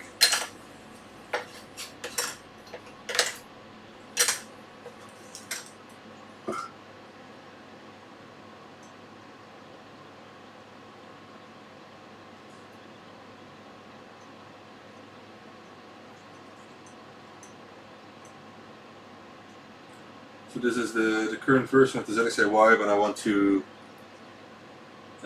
make it renew it to have it smaller SMD parts and at one side only. So I can use the pick and place machine with my production line for that. And also most probably I'm going to use the 8913 chip instead of the 8912, which currently is on it, because the 8912 is just really hard to obtain. I'm in the middle of some big issues with my preferred supplier. I ordered for $500 of AY chips, and it's not the first time that you get an email saying that that the chips aren't in stock anymore, although they had a stock of 60,000 of them or something like that. So that's not true at all. But it sometimes happens when the supplier found out that he was selling it for too low price, and they want to increase the price. Of course, I always try to buy the cheapest parts, but still good quality. So that was one of the last batches I ordered, and I got a couple of emails with the same contents saying I could get a refund in my friend's account, which I don't mind at all because I buy a lot from them. But my replies to the video, to his email, weren't arriving at his supplier because the Chinese government just sometimes likes to stop emails coming through because they were bounced by some Chinese internet, main internet, how do you call it? Exchange. So I think it's the government again, which is messing it up.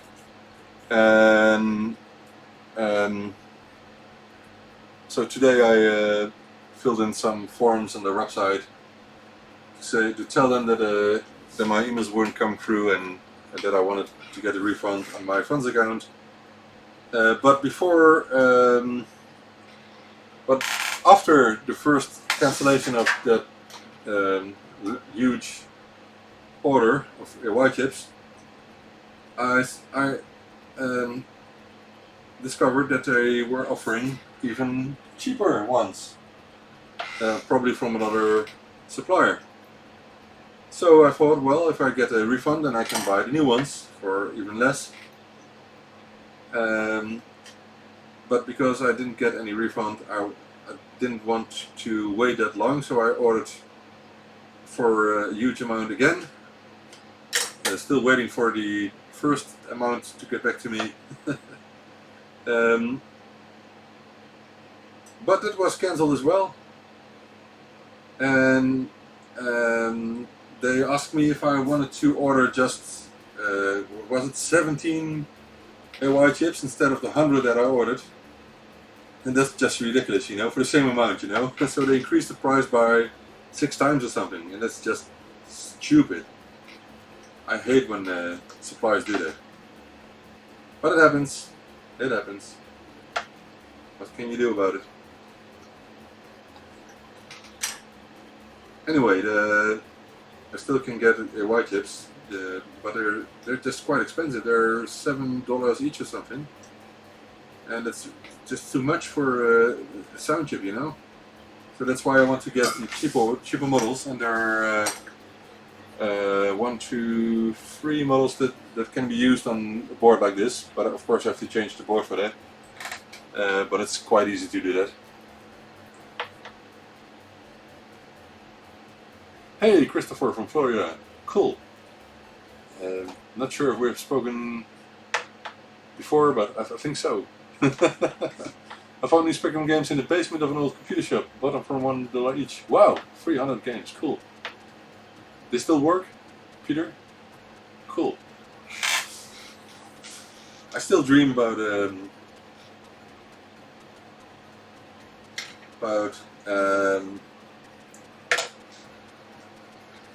working through markets in the UK and buying more Sinclair stuff. Although I really shouldn't, because my storage is completely filled up.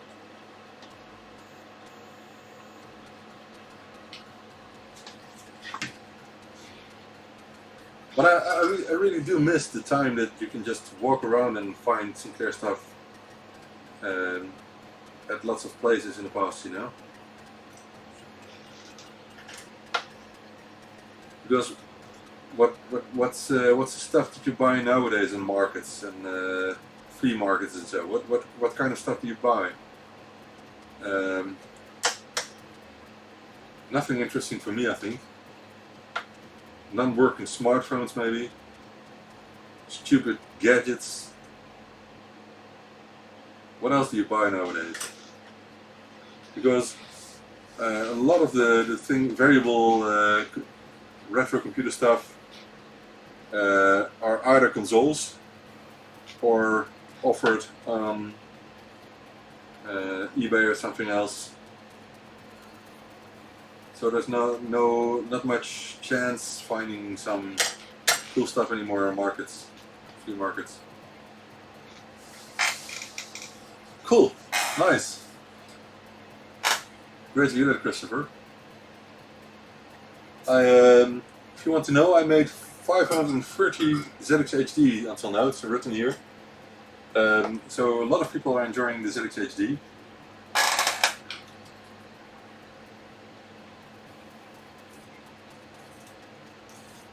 Sometimes if I hear myself saying those numbers, I think, why on earth am I doing this by hand? I should have just made a batch once a year, 1,000 of those, something like that, you know. But you can never tell if products really are a success or not before having hundreds of them. And for example, a couple of years ago, I sold the 500 or 1,000 different See and Enjoy, the first batch. the first version, sorry. And I had a metal case printed for that. So high quality metal case, gold plated actually, so it was very, very costly. Because I thought that I had reached the end of the DefMC Enjoy back then. I think it was the 500, I'm not sure. And now we're way past that. So you don't know, you just don't know. But I think it's partially it's like marketing with Apple products. I think most of you know the story with the iPod, for example, the MP3 player, and the first smartphones and the tablets. Apple was the first with most of them, and lots of other manufacturers just thought it was a stupid idea to bring out a smartphone, a phone with a touchscreen. Who would use that? Or a tablet, a computer with a touchscreen. What on earth would you do with that? And the first ones were slow, and the battery life was bad, and you know. And an iPod, an MP3 player. Okay, could be fun, but how many people would walk around with a digital music player? You know, we had Walkmans back then, and they were great. So Apple just did it, and they didn't know how big the success would be, but they had an idea with that if they would bring it to people, that it would be a hit, and it was. Every dose of their products were a big hit, a lot of success. I think all in Steve Jobs' time, I'm sure. After the iMac came alive. So it's a matter of marketing mostly. So if you have cool products and you can reach people with those in a good way, sometimes some companies do it in a very ugly way, if you ask me. Sometimes I'm still sell a lot of products, but I'm not sure they actually deserve it, the way they market this stuff. But anyway, marketing is important. So if you've got some cool ideas and you have some uses for that, then just do it. People love new products, new gadgets, new stuff, new tech stuff, you know. That's not an issue. The only question is it affordable? Is it something that people can pay? But if you look now at a smartphone from over $1,000 or something, and people just buy them, even if their previous Apple didn't make 2 years or something, they still buy it, and even if they can't have their old iPad or iMac repaired because Apple won't do component-based repairs, you know, then they still buy new ones. That's marketing. They're just computers, guys. You can buy every brand, but some people are hypnotized by marketing, I think. I hope I'm not doing that to you guys.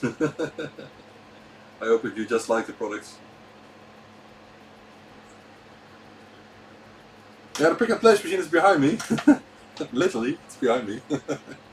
No, it's I really have to wait until the reflow oven is ready, because the smell of the fumes of the solder paste are so bad for your health.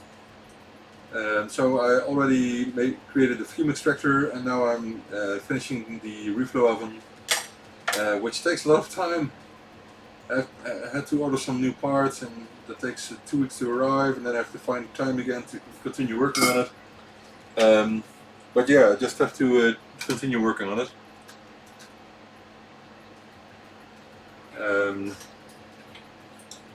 But if it's running, I think everything will speed up a lot. And so I can use it already, but I want to have a production line that is durable and good for, not bad for your health. The production line will never be good for your health, but I just want it not to be bad for your health. So I'm still working on that, and then I just have to order some stencils for the boards that I already can do with the pick and place machine. Also, one of the reasons is that the only product that I must already make with the new designs is the Pro 1, the different C&J Pro 1. And I needed to wait until these old boards for the other products were used for. So the ZXHD is now ready for putting it on the same production line. The Pro Mini and the Pro Mini Lite are ready for that. And the ZXAY will be ready soon, so most of the products are about ready for the new production line. So I just like to clear out old stock first. It's not that new versions, revisions are better or something. It's sometimes they are, but most of the times that I have to prepare the products for the production line. Yeah, still hand building everything. So I did a couple of runs with the Pro 1, but the last month I did them by hand again. It won't take long. But some stuff like the Spectranet interface, I decided to completely do by hand because of the huge amount of different parts on the boards, and many of the discrete SMD parts are even smaller than the ones I use for other interfaces myself. So if I would do them by the pick and place machine, I have to remove the reels and put other ones on it. I don't like to do that at this moment. I could have bought a more expensive pick and place machine with twice the amount of reel capacity, but the problem is that the reels on that other version are at the back of the machine. I don't have space for that. That's one of the biggest issues. So until I move to somewhere else with my ByteDelight, I'm doing it this way with the current pick and place machine. But it will be up and running very soon, and I hope life will be a bit easier then. We'll see.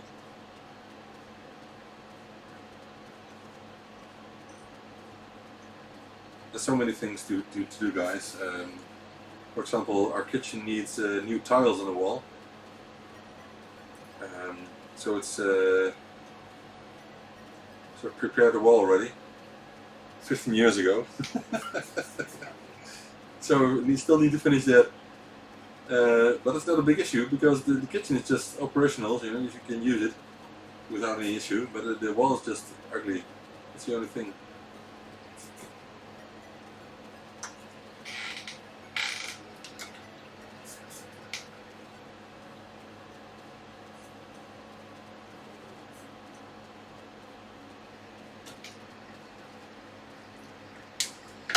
And I already told that we did repaint my daughter's room. I chose to make it pink when she was born, and she hates pink. So I really had to redo it. She's 9 at the moment, and we visited a DIY store and chose 2 colors for the walls. And the quality of the paint nowadays is a lot better than back then, so that's also a good thing. And affordable, by the way. It's not too expensive. So she also helped, but I must say it's doing a wall, painting a wall. If you want to do it properly without seeing anything from stripes or something, then let me do it. So now we have perfect walls. It's just very good looking because the paint is matte. I really like the result. So it's a shade of purple and a shade of blue. And if you're looking for colors for paint, then there are really hundreds of colors. So it's difficult to find exactly the one that you think fits the room the best. But I think we did a great job in the colors we chose. So we all like it. My wife helped as well, of course. I don't have the time to do that a lot, so nowadays I ask my wife to do most. She can do it. I don't want to rent people for that because it's not too difficult to do. I do most of the stuff myself. Plumbing, no problem. I just don't build houses. That's the only thing. Maybe later. But renovating, it's not too difficult. But I did the most on our house when I was working for an employer, because I had more time back then.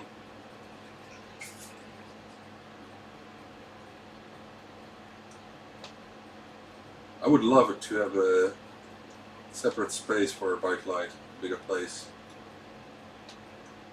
But on the other hand, I love it to work from home. You know, it's hard to find a good balance for that. So I think I will just stick here, stay here, and get on with it. Okay, SMD parts are almost ready.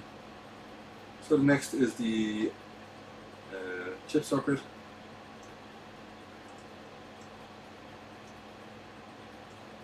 And I need to do a small manual fix on this board here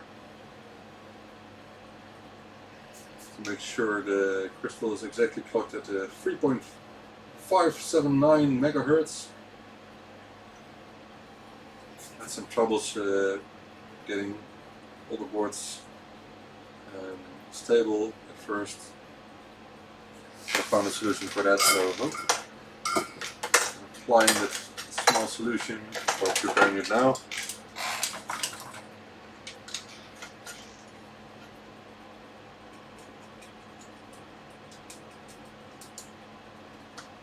There's one. So I need to add a small wire to a ground spot. So I'm creating the ground spot here.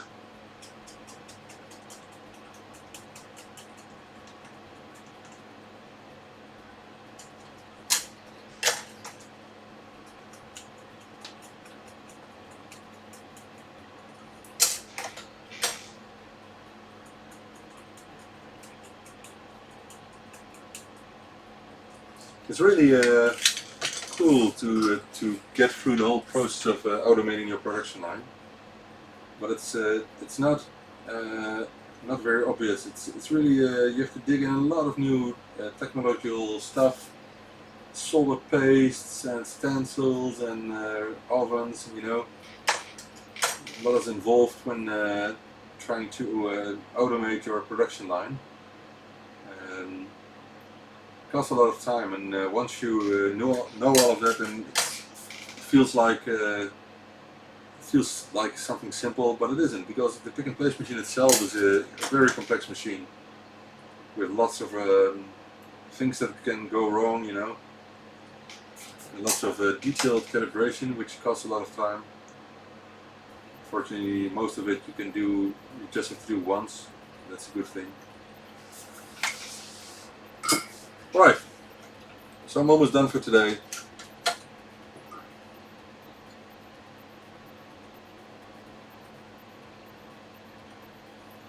We'll continue tomorrow with the Spectranets.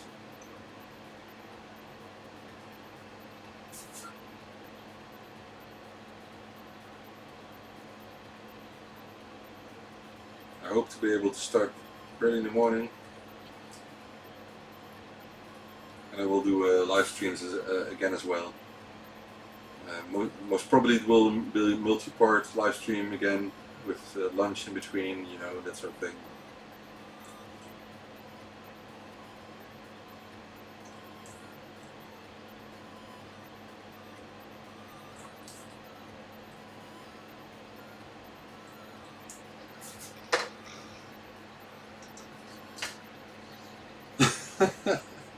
Well, there still has to be some hand soldering done with the pick and place machine, with the production line. For example, all the connectors must be done by hand, all the through-hole parts, you know.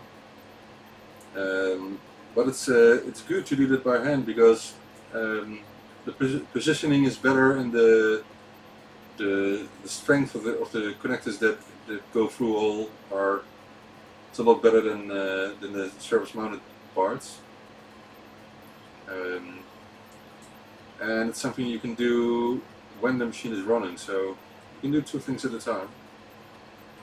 But all the small components will be done by the robot, you know. That's cool. Would you like? I have a good question for you guys. If someone would invent a robot which can do things for you, what things would you want it to do for you? And don't get gross here, please. Just ordinary stuff. What is the first thing that comes in your mind when someone creates a robot that can automate things for you?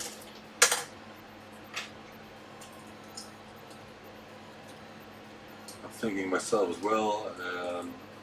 I'd say make a sandwich or something, or just cook some Greek stuff, good stuff, quality stuff. I'm not sure if a robot will be capable of that, but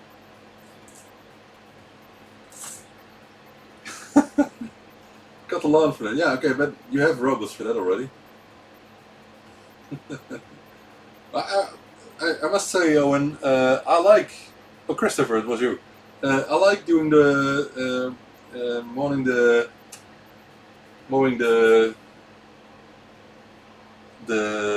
lawn myself because it's very relaxing. I like working in the garden. Even if it only costs me 5 minutes because we have an electrical mower.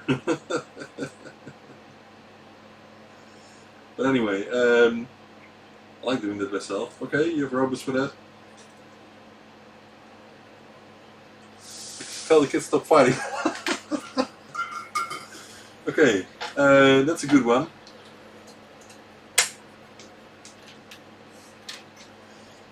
I can think of plenty of other things that a robot could do with the kids. Keeping them company. No, that's bad. No, I don't know. Let's think of being a competitor with the games they play or something. But of course nowadays you can play online, so why would you do that? Make a sandwich for the kids, so I don't have to.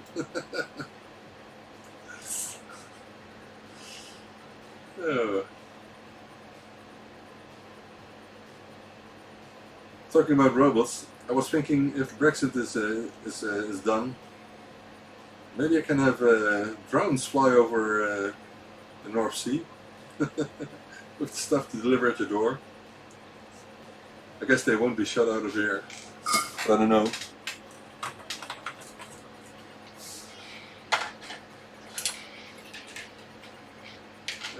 I mean, someone has flown over the North Sea. Was it the North Sea? No, it was something else. Where was it? Yeah, it was the North Sea, was it? From France to the UK, I think. With a jet thingy. I would call it a drone.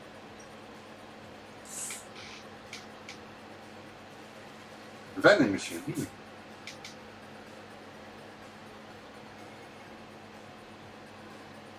Automation is cool, you know. I remember at one of our teachers at a I'm not sure what it's called in English. When I was studying, we got into a class and the teacher asked us to do some programming. And halfway the lesson, he said he told everyone to stop. Just stop, he told us. He said, why on earth are you doing this by hand? Why are you not creating a program that does all the manual work, even with programming, because we have to do some repetitive stuff. He said, why are you doing that by hand? Create a program to do that for you, you know? And I was really embarrassed because he said it, because he was totally right. it's stupid that we did it by manually, because we already had a knowledge to automate some of the things we were doing manually. It was stupid. We were stupid. He was totally right. We're used to doing things by hand, but sometimes automating stuff is a good way of getting things more efficient. And nowadays I tend to say that you should automate everything. Automate everything. Everything you can. Automate it. And that's especially true, of course, in IT, when you're doing software development. But there was also there's some kind of balance in it, because there was someone that told me that you shouldn't automate everything, because you need people to think themselves. You shouldn't program stuff to get everything out of people's hands, because people must still know what they're doing. They must still use their own mind to get things done, instead of just sitting behind a computer and waiting for it to do its job, you know. And I think he was right as well, because sometimes there were very simple challenges with departments, the business where I worked, and people just didn't know how to solve those challenges, because they were so used of having some software doing that for them, but the software wasn't able to do it, so they thought they were just unable to do it. But sometimes, yeah, okay, there's a balance between automating everything and still using your own brain, you know? So both are right. Both people are right. Automate everything and don't automate everything. Anyway. Channel? Channel what? Oh, channel, yeah. The guy who flew over the channel. Where was it then? I forgot where it was.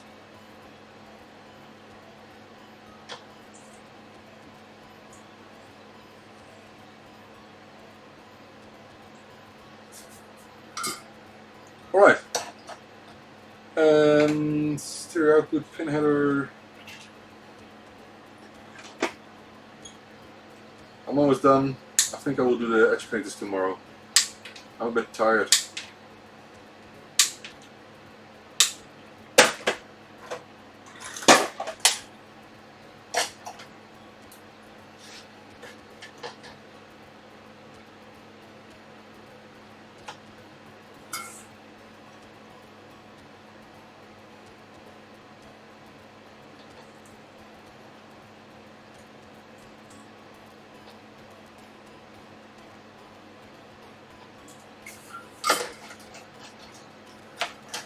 Right, 10 o'clock already.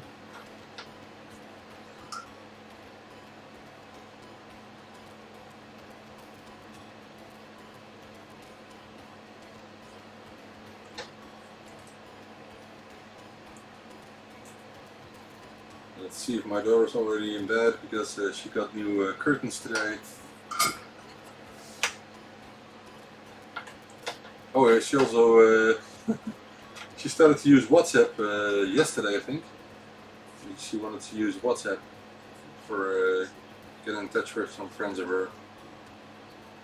And of course I told her that because of her age, that we must be able to know what she's doing with her phone, and there shouldn't be any secrets at that age, you know. So I ordered a SIM card for her, because it's required for WhatsApp at this moment still. It's going to change maybe this year, maybe next, but anyway, we didn't get a free SIM card. That was easy. We only need a SIM card, we don't need a prepaid or something, we just need a SIM card. So that was arranged very quickly, and so she started WhatsApp, and she's spamming me a lot at this moment. It's cool. So I get all kinds of strange messages and videos, but she's only using it inside the house. She's not taking the phone outside. but just for fun. She can now talk with her friends. Of course she was able to do that previously, but did not make it. No, I didn't make it up.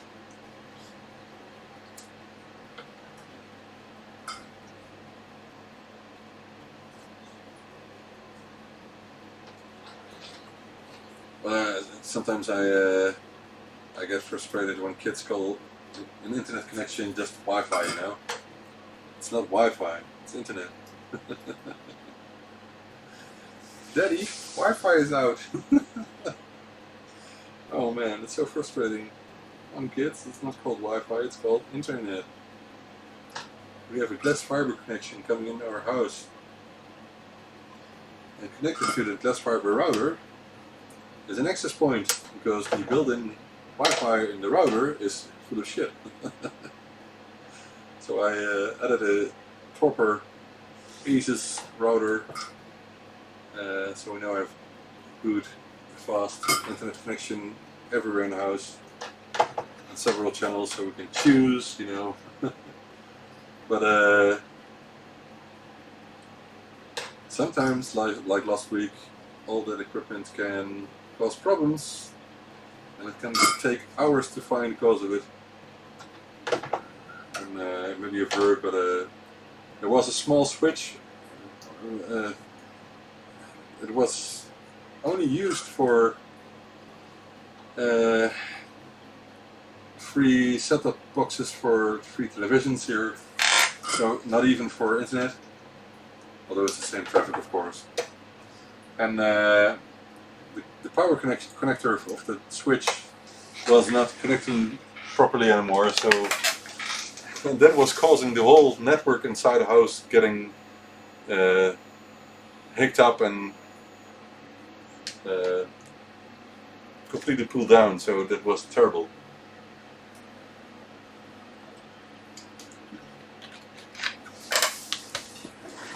But we found it at the end.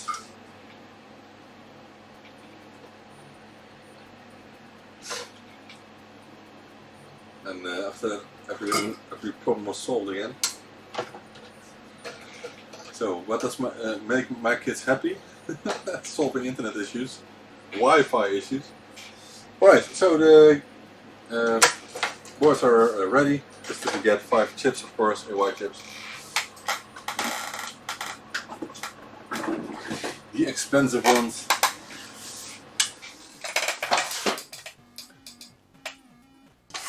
And I hope my stock lasts, but I think it will. I now have this is my stock at the moment. It's not that many, I think 30 or something. These are all tested because I test everything that comes from China. I have to wait and plug them in until the edge connectors are soldered on. I test everything from China because if it not works, I want to know that immediately and get a refund or ship it back if it's really necessary, which is costly as well, of course. Alright, so enough for today. Yeah, Ethernet. Oh, coax. Yeah, I remember that. We had in 97, I think, or 96, something like that.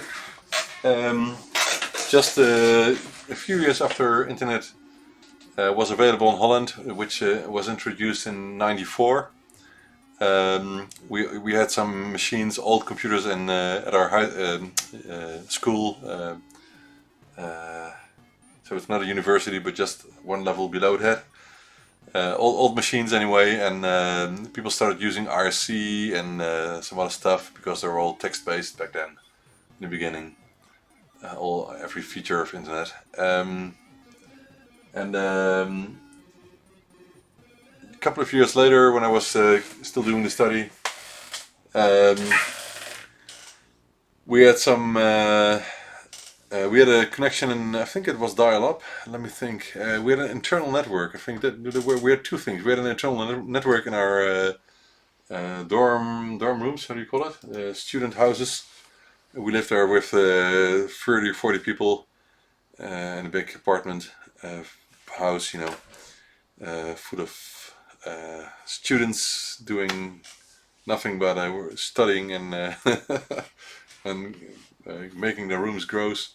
Anyway, so we had a coax for our network back then, which was very cool experimenting with that. Of course, networks were new, but internet was new. But we were playing Doom and Duke Nukem and all the good stuff back in the days.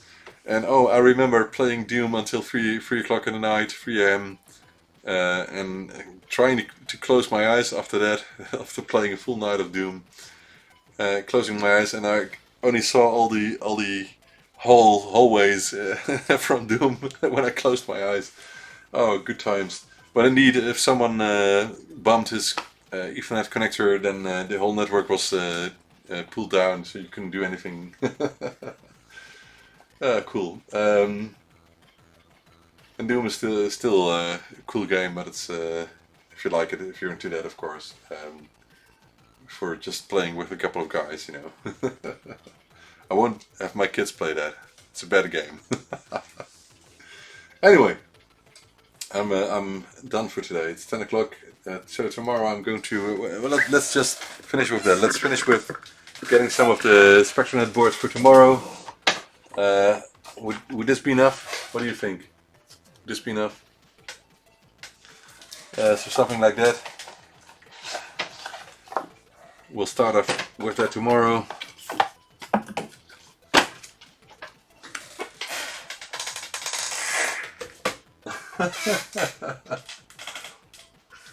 Doom monsters, yeah. I didn't see the monsters. I only saw the hallways, the Doom hallways. BNC connectors, yeah, man. Wow, they weren't a pain to fit. You just have to do it by hand. You have to twist them on. Cool. All the memories from back then. Cool. I liked it a lot.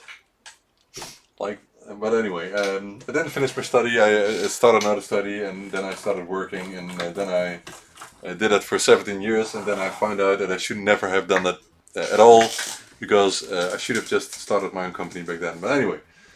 Some people do that, you know, follow the rules of the society and find out that it's nothing for them. Anyway, it happens from time to time.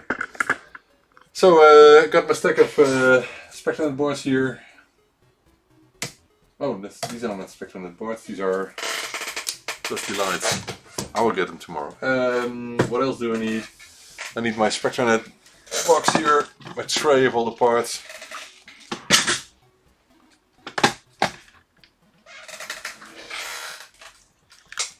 Who wants to see me assemble 25 of these tomorrow? Let me know in the chat.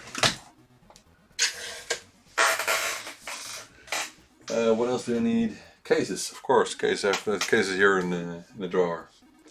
So, alright. Enough for today. I will see you guys tomorrow, I hope. I guess some of you are at work.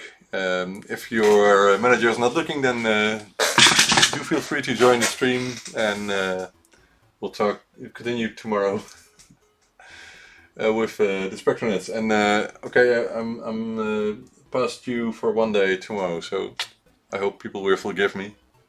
I hope they will just like seeing the assembly of their Spectranet. By the way, you can see your Spectranet coming to life. Owen, your Spectranet. Tomorrow, maybe I will write your name on it. Should I do that? Maybe I will. Why not? I can just write names on it. I have a list of names here. I have so many orders of Spectranet. It's unbelievable. So many orders. Oh, Peter as well, of course. Man, oh, wow, such a lot of work. But first, let's get some sleep. I think it's important. They say people need sleep. So maybe I should. I will write some names on it, and maybe some autograph, I don't know. We'll see. Cool. Oh yeah, from work. Oh well, maybe I will talk to you Firefox tomorrow then. Cool. I'm very interested in it. And one of the last things I saw was the PHP client. Who was making that?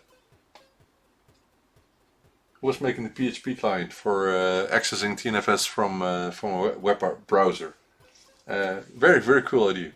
So I hope the guy who was doing that can continue on it. But I'm sure that we'll talk a lot about Spectranet throughout the next month on Facebook, in the Spectranet group, of course. So we will find out a lot of new things together. So thank you for watching, guys. I'm going to take some glass of wine and speak with my kids in the other sequence. I hope they're not sleeping already. I don't think so. They're sleeping almost as late as I do myself. So, so see you tomorrow, guys. Bye. Thank you for watching. Bye.